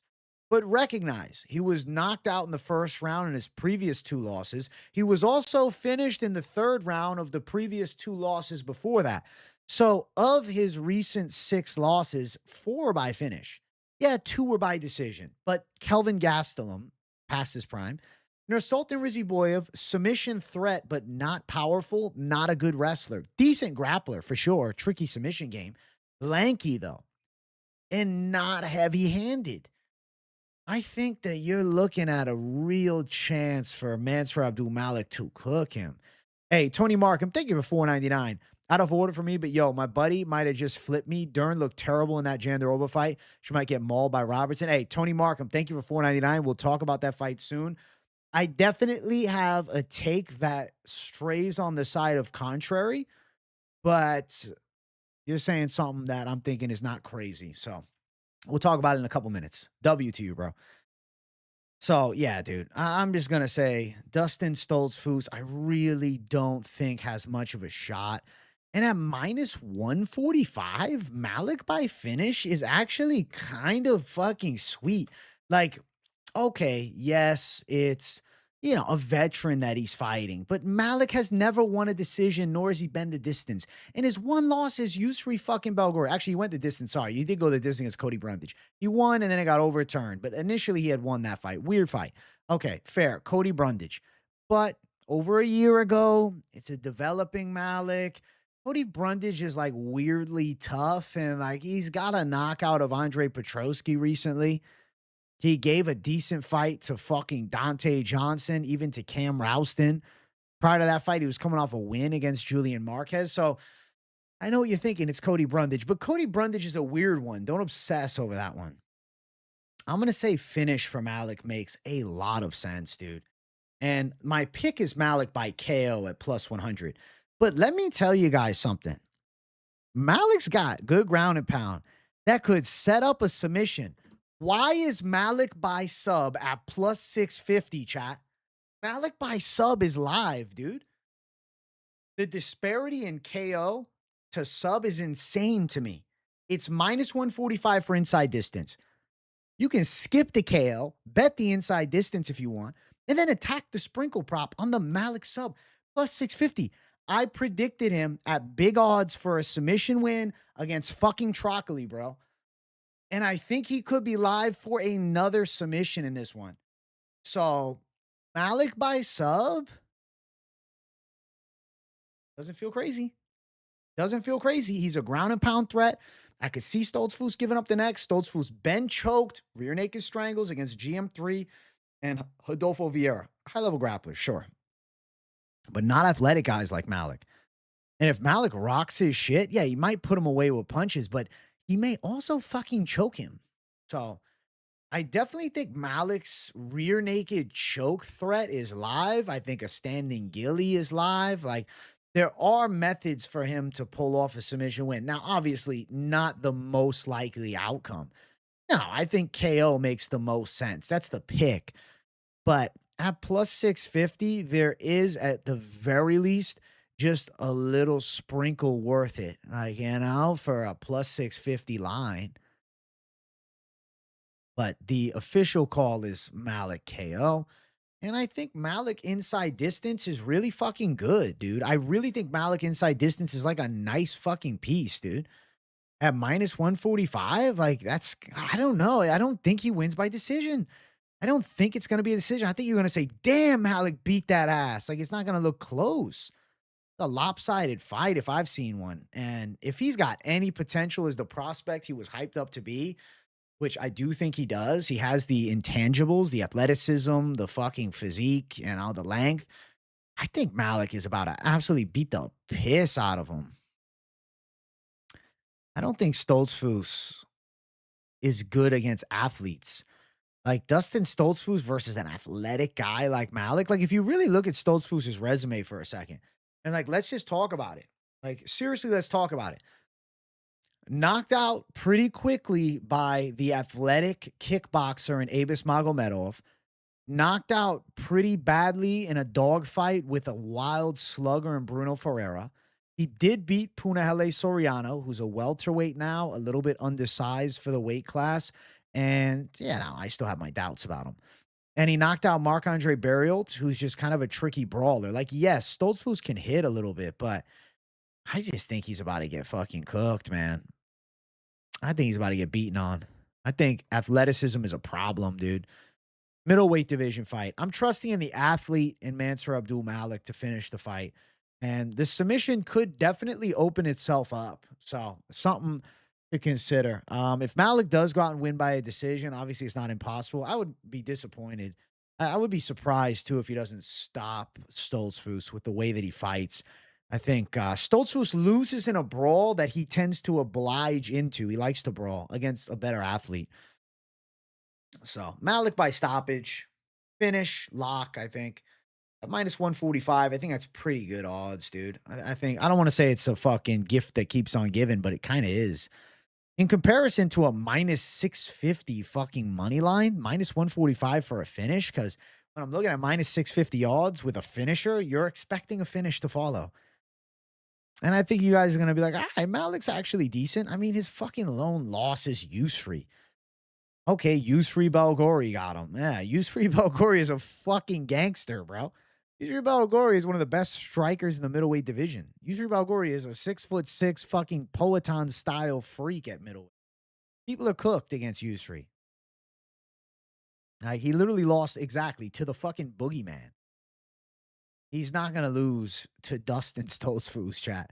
So Malik, complete lock for sure, but the money line's no fun. So you got to look at other things. And hey, I looked at inside distance and I said, hell yeah, I think KO for sure is live. And then sub, why not sprinkle it if you're already playing one of the others? All right, let me get the poll running for the next fight. Oh shit, this one's fun, man. I'm really hyped for this one. I'm dummy hyped to conversate about this shit. Oh fuck. Oh fuck. Oh fuck. Woo-hoo-hoo. Next fight up the card. I feel like a fucking kid looking at this fight. Jalen Turner, Kawe Fernandes. I'm going the underdog in Kawe Fernandes. Now, I know what you're thinking, bro, but Jalen Turner cracks, man. Jalen Turner's hands are fast as fuck. He's got a nice reach advantage. True, true, true. But my God, I got doubts about Jalen Turner's leg kick defense. I got doubts about Jalen Turner in a dogfight in 2026. That Bahamondes fight has haunted me, bro. Against Ignacio Bahamondes, I thought that he gave up. And I said to myself, what is going on with Jalen? He retired after. And then he came back and they gave him a fucking Edson Barboza matchup. Bro, Edson is washed. He's about to get cooked in this fucking fight against Ribovics too. And now they give him a karate guy and Kawe Fernandes, who's a leg kick destroyer, comfortable in both stances, dangerous hooks, good chin, athletic too. Kawe Fernandes is one of the more underrated lightweight prospects. And though I think Jalen Turner has a punch power advantage, I have doubts about how Jalen fares with a kicker like this. And we need to see it when that cage door closes. And we will find out about it. I'm going to go towards Kawe Fernandes to pull off the upset. I think it's live, man. He's an underdog that I think has a real fighting chance this weekend. Joe Rogan, thank you for the 5. Turner's chinny to the heart. Fernandes inside distance. Let's go, Joe Rogan. I'm going Kawe. Leg kick merchant. Karate base guy. Pretty fucking quick. Only loss is a weird one against Mark Jacasey some years ago. And I don't know if you guys remember that fight, but all Mark Jacasey did was fucking try and hold him against the cage and like lay on him. He didn't do shit as far as damage. Jalen's a striker. In a striker versus striker fight, the Kawe kicks are terrifying. And if Kawe got a bit of a chin on him and he can endure a decent shot from Turner, because I do anticipate Turner live to land some big ones early, I don't think Turner's making it all three, bro. I think Kawe's leg kicks pick apart Turner. And I think we are live to see a Kawe Fernandes finish in this one. I think the underdog line straight down the center of Kawe is plenty good. And I don't think you necessarily need to go in a position where like you're chasing odds to try and find a finish. But for the sake of the show, Jalen Turner to be finished here by Kawe is plus 200. Money line is plus 130. Finish is plus 200.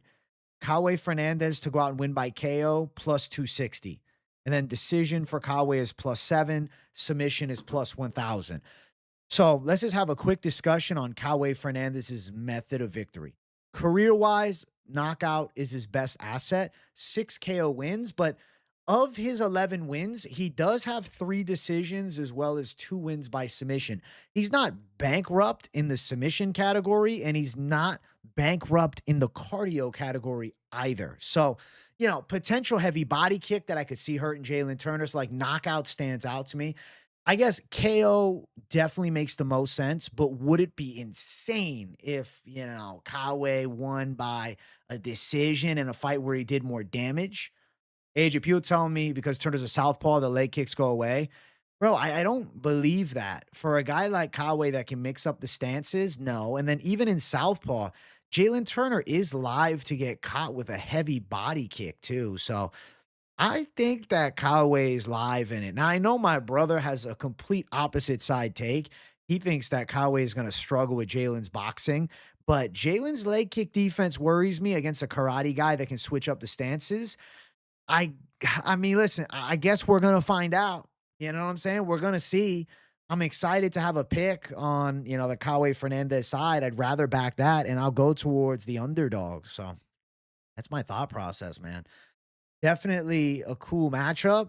Definitely is no Harry Hardwick, but I think Kawe Fernandez is up for a tough fight, and I am very excited to see what happens. Hey, Fresco, thank you for 9.99, bro. Orolbai minus 3.5, Brahimaj money line, Fernando money line, Gore money line, Johnson money line, Henrique plus 7.5, Alvarez minus 3.5, Ribovics minus 3.5, Abdul-Malik minus 7.5, Fernandes plus 7.5, Robertson plus 13.5, Garry plus 13.5. Okay. There is the mystic fucking player of the spreads, dog. Holy shit, Fresco. Thank you for 9.99. You are a madman with the spreads. Spreads scare me because one bad decision and the entire fucking spread parlay dies. Okay. You look at this past Tuesday, an obvious 30-27 gets scored in the opposite way for 29-28. It doesn't even have to be that bad, and you can end up losing a spread off of judging incompetency. So if you feel as though spreads are your bread and butter, I wish you luck. But I personally am not the biggest fan of spreads. My book doesn't even let me play spreads, so I don't. I definitely think there are some fights that make sense for spreads, but like shit can get weird doing spreads with bad decisions being possible in a sport that is judged based on interpretation rather than absolutes if we go the full distance. Yeah, if there's a finish, you know exactly what happened. But it's a sport that if we go 3 or 5 rounds, it's up to an individual's scorecard. Even if all of us in chat, all fucking nearly 400 of us in chat, have it 30-27 towards X fighter. One judge could say it's 29-28 towards X fighter. Another judge could say it's 29-28 towards Y fighter. And then next thing you know, your spread dies. So take that as you wish. Yes, in a perfect world where like all of the judging is perfection and everything is great, it's like, all right, yeah, a spread would be maybe more reliable way to play. But in a sport that has scorecards based on interpretation by humans, there's always big room for error. So just something to take as like a word of caution on the spread side. All right. Let me throw up little thunder here. All right. So we got a just money line it. And then I'm going to give you guys the option of a Turner KO at plus 190 because I do think some folks like Turner KO. Kawe KO at plus 260. And then Kawe finish at plus 200. Bro, Kawe finish is pretty good. They finish plus 200. But like, bro, you can literally play a plus money straight bet down the center money line. I like that. You know, if I have an underdog, I like that. If it was a plus 600 for the knockout, I'd be more keen. But because my method of victory pick is later stage finish, like maybe you round prop it. Like maybe you're like, you know what? I like Kawe, but I think it goes a little longer. Like if you went Kawe Fernandes as a dog to win and you bet it with over 1.5, now you're looking at plus 375. Yeah, as a decent way to degen it. Or if you're like, you know what, bro, I'm gonna go Kawe by KO round 2 at plus 11. I'm gonna bet round 3 at plus 1750 live for sure. I think betting on round 2 and round 3 are good ways to attack Kawe. Because I think if it is a knockout, I do feel second or third. And then you could just run it with the Kawe money line as your like strong base for the attack. That's the big J take. That's the big J take, bro. That's my thoughts. He fucking destroyed Garam Kutateladze. He cooked him. Dominated that fight. It was a lopsided fight. Wasn't close.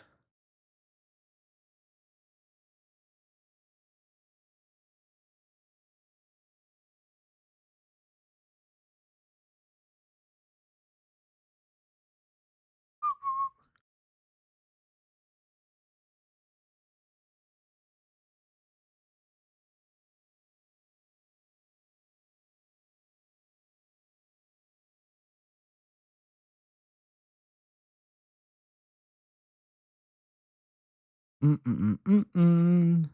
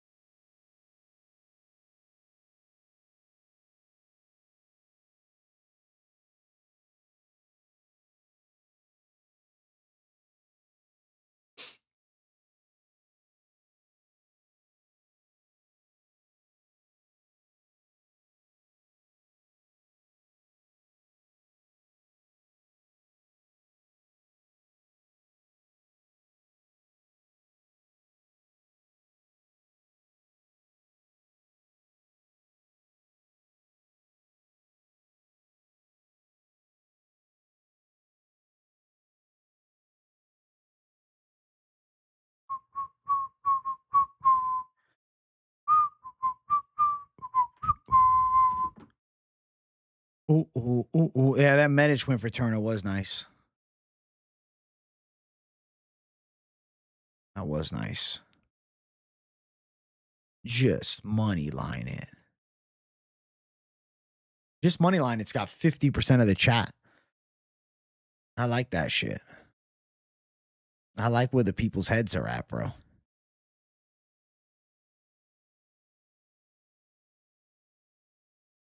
All right. All right. All right.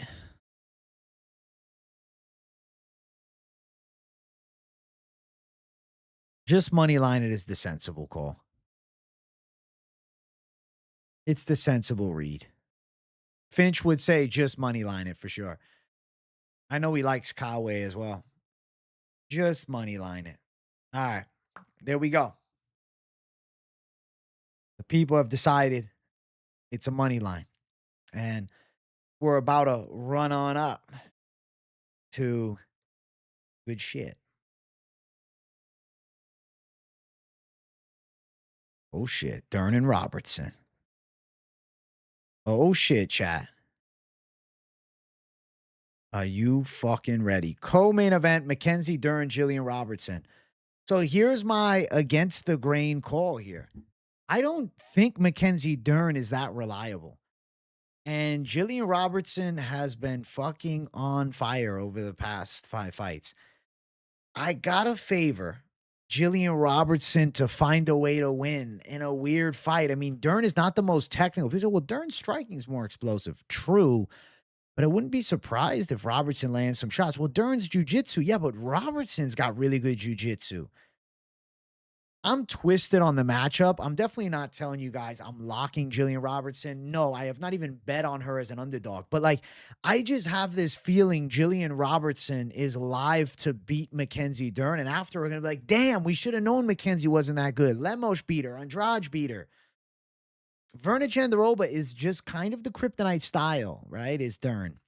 And then, you know, like Jillian Robertson, 31 versus 33. Trending up the ranks, hungry on the rise. I just feel like Robertson could pull this one off. I'm feeling like it's a coin flip. Like you definitely can flip the Zin can on this one. I'm going to lean towards Robertson outworking her over 5 hard. I could see Robertson even getting some punches together in this fight. I don't think that Robertson is a dead woman striking with Dern. I can see her popping that jab in Dern's face and busting her up. I can see Robertson getting on top and controlling a bit in the fight. Now, the worry is Dern throw, Dern back take. Those are legitimate concerns. But I just feel like Robertson, a bit of that Canadian workhorse, being in good shape. Robertson feels too locked in for me, bro. Like, I really think it's close. So I'm going to lean towards Jillian Robertson finding a way to a decision. I'm not betting on this fight. I'm going to sit back and watch and find out what's up and see if either of these ladies have a chance against Wei Li for whenever she comes back. But I definitely think Jillian Robertson is in this fight. I definitely think Jillian's got a real chance. I don't think it's a lopsided matchup. And I'm looking at the betting odds for it. And yeah, of course, the champion should be the slight favorite here. Dern is currently minus 220, Robertson plus 175. I think we're live to go over 2.5, but who's interested in that? It's minus 250. Dern's sub is only plus 220. Robertson decision plus 300. I'm just not feeling it, bro. I'm not feeling like any bit of the betting side.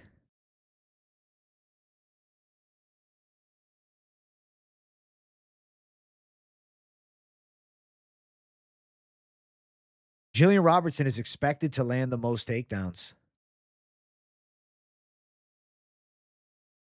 Jillian Robertson over under 3.5 takedowns is the line.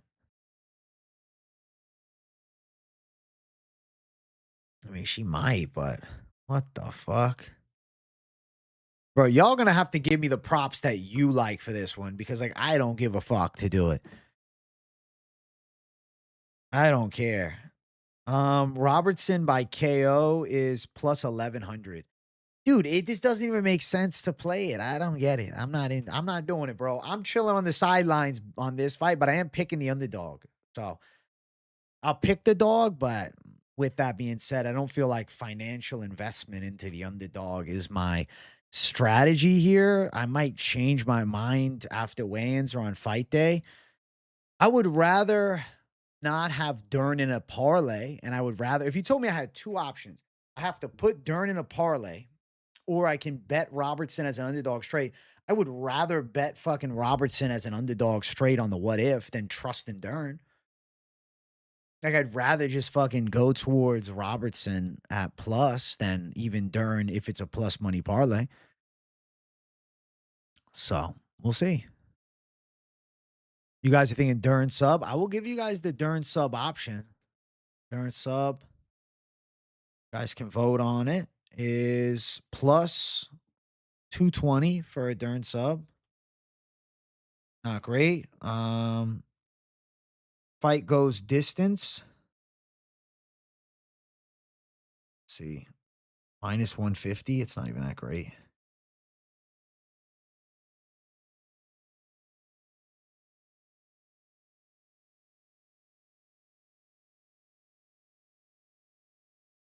Does Mackenzie Dern or Jillian Robertson? Significant strikes over or under 100, or excuse me, over and under 63.5. JWB, thank you for $4.99. I appreciate you. You're a gangster. Sherm from Jackson, thank you for the 10.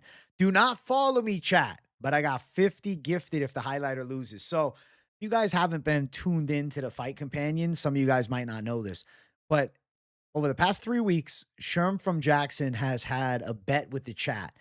If his pick loses for certain fights, he will gift 50 memberships.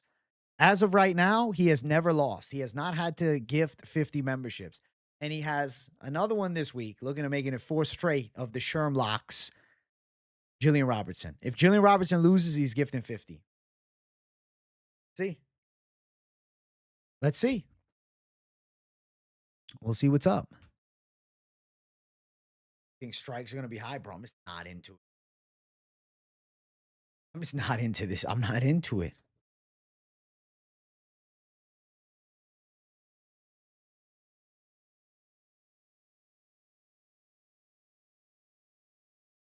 I'm not into it, bro.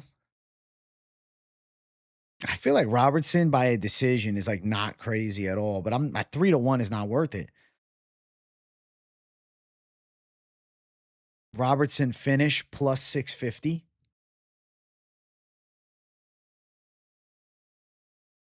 You could bet this fight by betting fight goes distance, and then you bet on either Dern by sub, Robertson finish. You want to attack it like that and play a few sides to it. But count me out from being one of the folks interested in this. Hell no. Hell no, chat. Hell nah.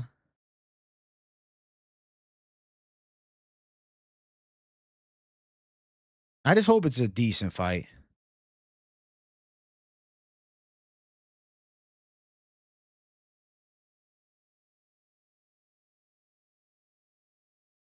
All right, let's get the prop betting poll up for the co-main event. Get your votes in, chat. Let me know what you're thinking. Let's see what the people got. I agree with you, Majestic. Not a fight to bet.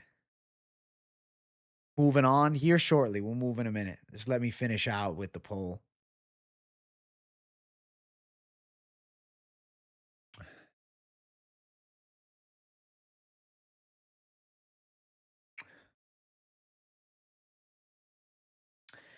I just feel like Dern's defense is still sauce, dude.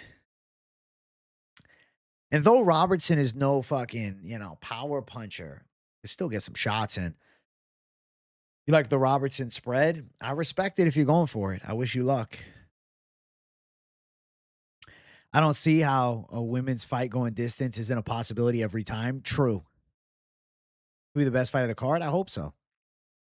I think Dern sub is free money. Bro, Jillian Roberts is a high-level grappler, though. Dude, Robertson's ground game is elite, too. Your homie Adamu Isa is in the main event of CFFC tomorrow. Hey, good luck to him. Let me look him up.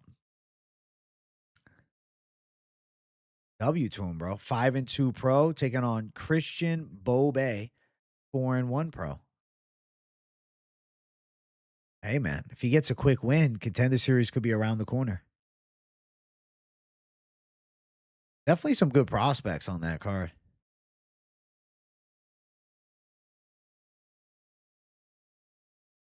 Samdar Muradov, 11-0.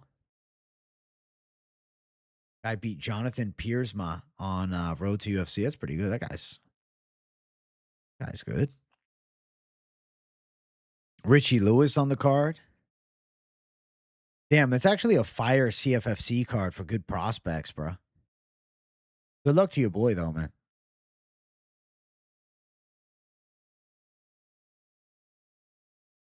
Poll is pretty competitive, man. Poll is close. Let's see. 38% of chat going Dern by sub. I get the Dern by sub mentality. I get it. But just recognize Jillian Robertson's a high caliber jiu-jitsu player as well.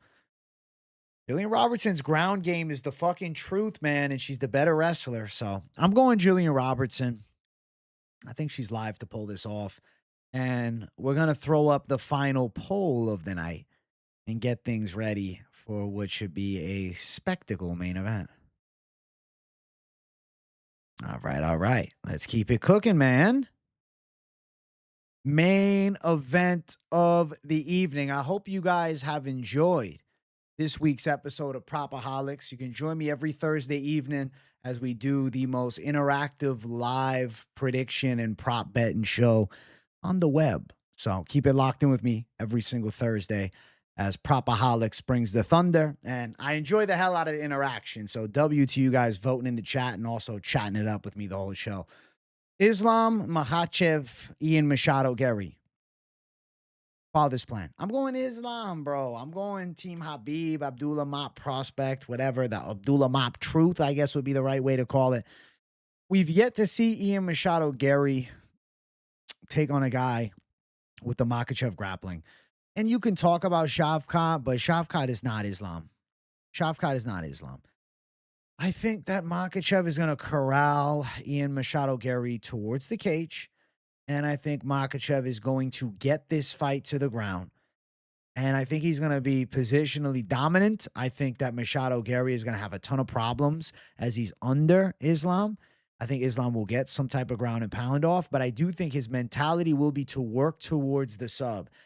There's a real possibility that Makhachev like completely out-muscles Garry in a massive way on the floor. I think that Islam's ground game is of the elite tier, but it's also so good because of him being a capable striker as well.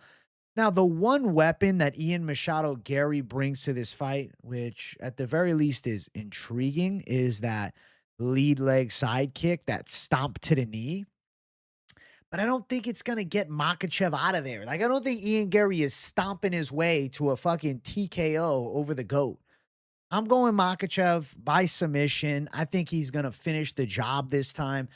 I think Makhachev's second run at welterweight will also look better than run number one. I think he played it safe a little bit against Jack Della, who stylistically on the ground is a trickier guy to submit because he's so short and jacked and stocky. This one here, the lanky Garry, seems really live to have his neck caught in a terrible position. And as good as Garry's striking is, I don't think he has the punching power to KO the side of Islam. And to not put away Islam and then be able to out kickbox him for 5 rounds without being put in terrible positions on the ground, this just seems like fairy tale land to go towards the side of Garry. And I'm going to believe in Islam to go out and finish the job this time. I think Islam by finish actually is really possible. I don't think it's a boring lay and pray decision. I don't think it's a snooze fest. I think it's him showcasing just how fucking good he is on the ground. And Garry, as good as he is on the feet, it won't matter when Makhachev is threatening with the takedown. And Garry's game is going to be stifled striking. So I'm trusting in the finish side for Islam to go out and win. Now, if you have Garry, you could just go underdog action at plus 275. I respect you. Wish you luck. I don't think so. I don't think Garry has the power to put Islam out. Garry by KO is plus 1,000. So if you're chasing something, you're like, oh, give me that plus 1,000 line. But it just seems like a far-fetched reality to believe that Machado Garry is the man to dethrone Islam from not only being the welterweight champion, but number 1 pound for pound. I don't think so, man. I think Gary's getting cooked. I think that Islam Makhachev is probably the most nightmarish of nightmare matchup for Garry. And yeah, Garry going to get pushed hard here. He did a 3-round fight against Bilal where he looked good, but it was also a 3-round fight. You know, he looked okay up until round 4 against kickboxer Carlos Prates in the type of fight that he thrives in, a striker's delight. I got doubts, man. I think he's going to be stomping that knee. I think he's going to be trying, but I think his attempts will be futile. And I think it's going to be Islam showing just why he's considered the best fighter of all time. I think this is the chance for Islam to truly make that statement. Goes out, finishes it, and that's it. Like, all right, this is GOAT status shit. you took on the rising contender and you go out and beat him too, and you finish him as well. So I don't feel like Ian Garry has much of a shot stylistically. Gary's got to stay on the bicycle, chop at the legs, and move all night. And Makhachev gets him down one time. This fight could be cooked. And I'm not going to overrate, Machado Garry training with Oliveira and Damian Maia. Yeah, so did fucking Oliveira. And Oliveira got subbed by Makhachev. So I'm going to trust in Islam to go out and finish the job. I'm going Islam by sub. Come on. Snooze fest loading. The guy couldn't finish JDM. Complete different matchup, bro. JDM trains with Craig Jones. Defensive jiu-jitsu is high level, and he just laid on his fucking back. Alhamdulillah by sub, y'all. Hey, Sherm from Jackson, thank you for the 10. We believe in the Makhachev sub. I do, bro. I think Makhachev is going to go out and win by sub. I got my doubts about Garry on the mat with Makhachev. This should also be the best version of Islam as well. I'm not saying it's not the best of Garry too, but bro, this should be better than ever Islam. I think that's a really tall task for Ian Garry. Beard getting hella long. Thanks, bro. I've been growing it out like a madman. I'm doing the Dagestan look. I'm not shaving my mustache, though. Hell no. I like my mustache in play. I'll keep it as is. Stashed up, Jay. Doing it right. Wow, Islam by sub is like absolutely 10-7ing the poll. It's not even competitive right now. Islam finished in second place, but it's getting mollywopped. There's no reason for me to keep the poll going. It's not competitive. Islam to go out and win this fight by submission is my pick. Islam by finish makes a lot of sense. Just, save yourself the what if of a fucking knockout. And this should be a pretty lopsided Makhachev display as soon as they hit the ground. Striking Ian Garry is awesome, but this will not be a kickboxing match. He will be tested in a way that he has never been tested before, against a grappler that he has never seen. This is a complete different level than anything. Shavkat is not Islam. Shavkat's wrestling is not Islam level at all, bro. Fuck no. Not even close, dude. Not even close. So we're going Makhachev in the main event by submission to handle business.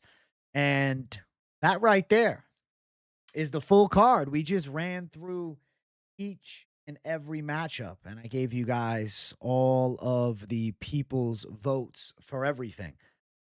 Now, with that being said, I do want to quickly recap it all because I'm sweet like that, bro. I'm going to give you guys the results for every single poll, fight by fight, because I'm just a gem to society like that. For fight number 1, the poll winner was Orolbai by submission at plus 240, 53% of the chat's vote. Fight number 2, Brahimaj by submission at plus 175, took 44% of the chat's vote. Third fight up the card, Fernando by KO at plus 135, took 69% of the chat's vote. Up the card some more, Tresean Gore to go out and win by finish at plus 185, took 44% of the chat's vote. Above that, Donte Johnson to win by knockout at plus 125, took 59% of the chat's vote. Fight above that, Charles Johnson, Eduardo Chapolin. Johnson to go out and win straight or just money line the fight in general. The pick from the masses was Johnson, but a just money line it call on either side actually won with 52% of the chat. Above that, next one up, Chidi Njokuani, Joel Alvarez to close out the prelims. My lock, Alvarez by sub at plus 195, got 39% of the chat's vote, while in second place with 34% of the chat vote at minus 125, Alvarez to win by finish. I like that as well.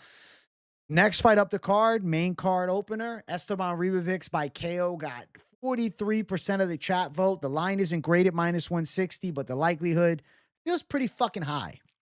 And then above that, Abdul-Malik to go out and beat Dustin Stoltzfus inside of the distance at -145. Got 52% of the chat's vote. It wasn't close.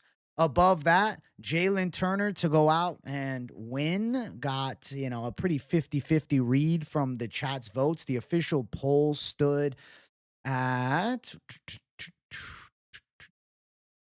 Fernandes 57%, with the chat with 48% saying just money line it. But in second place, Turner by KO got +190, got 25%. But to be fair, 27% of the people voted for Kawe finish or Kawe KO. So really a pretty split fight for the featured fight of the night. And then the fight above that, obviously our ladies co-feature. Dern by sub took home 38% of the chat vote at +220. In second place, the fight goes distance at -150. Surprisingly, at last place was Dogger Pass. Okay.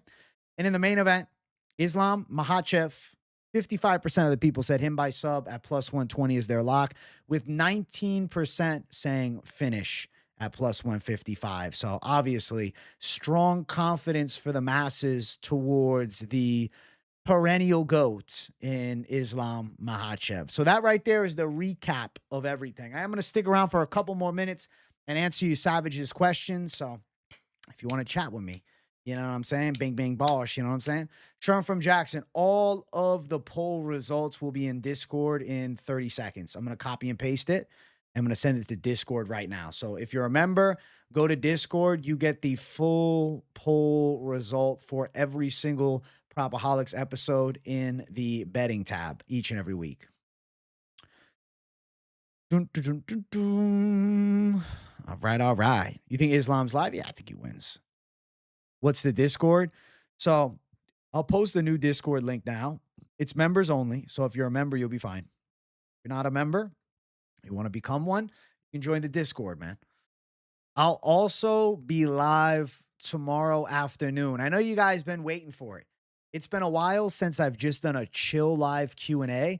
I will be doing a live Q&A tomorrow discussing this card. Keep your eyes peeled on the channel between 1:30 p.m. Eastern time, around that range, within 30 or so minutes. I want to do an afternoon showcase. And then in the evening hours, I will be doing the usual weigh-in recap show, bringing the thunder. And then, of course, I'll be live for the full card. So, yeah. Dunna, dunna, dunna.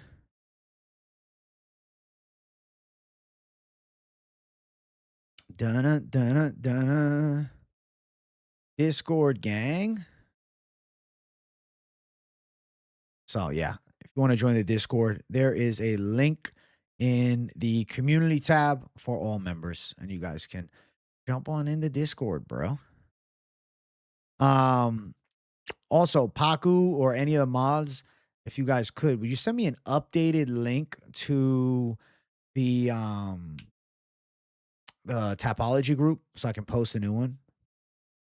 Alvarez, Mansour, Esteban, Islam, Orolbai, and Gore. Am I thumbs up?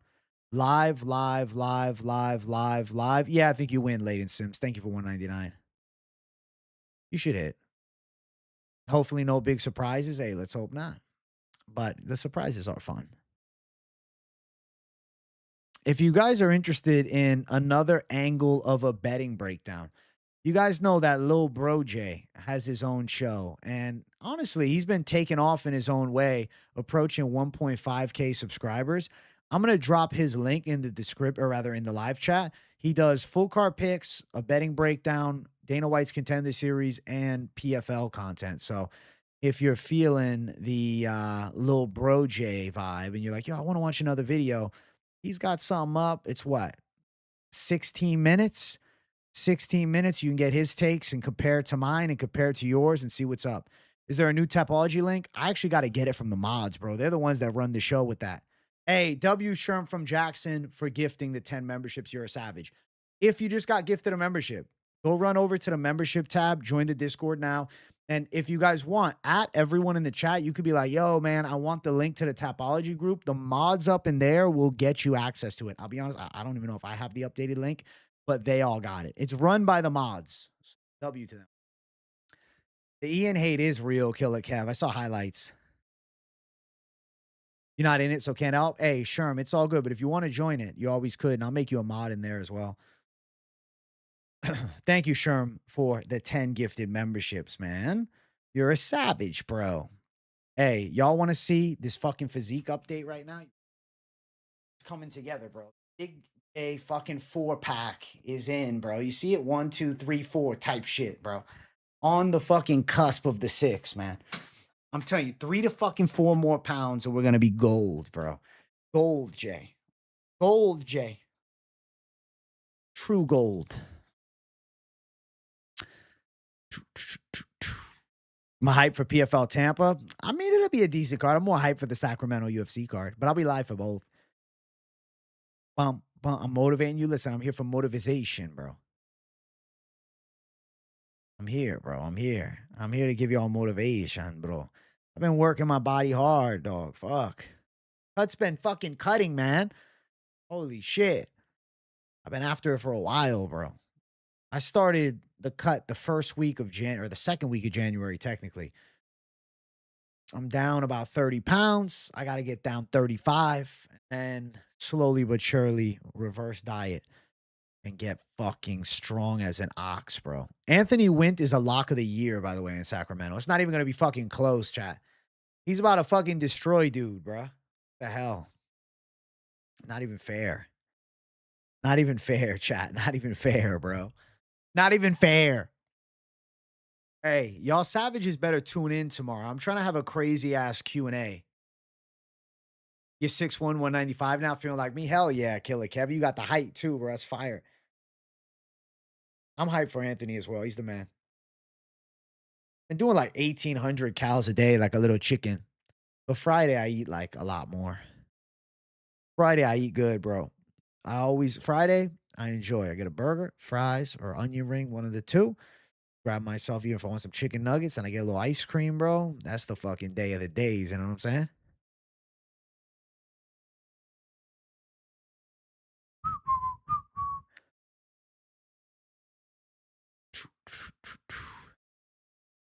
I use a 3 milligram Zins, bro.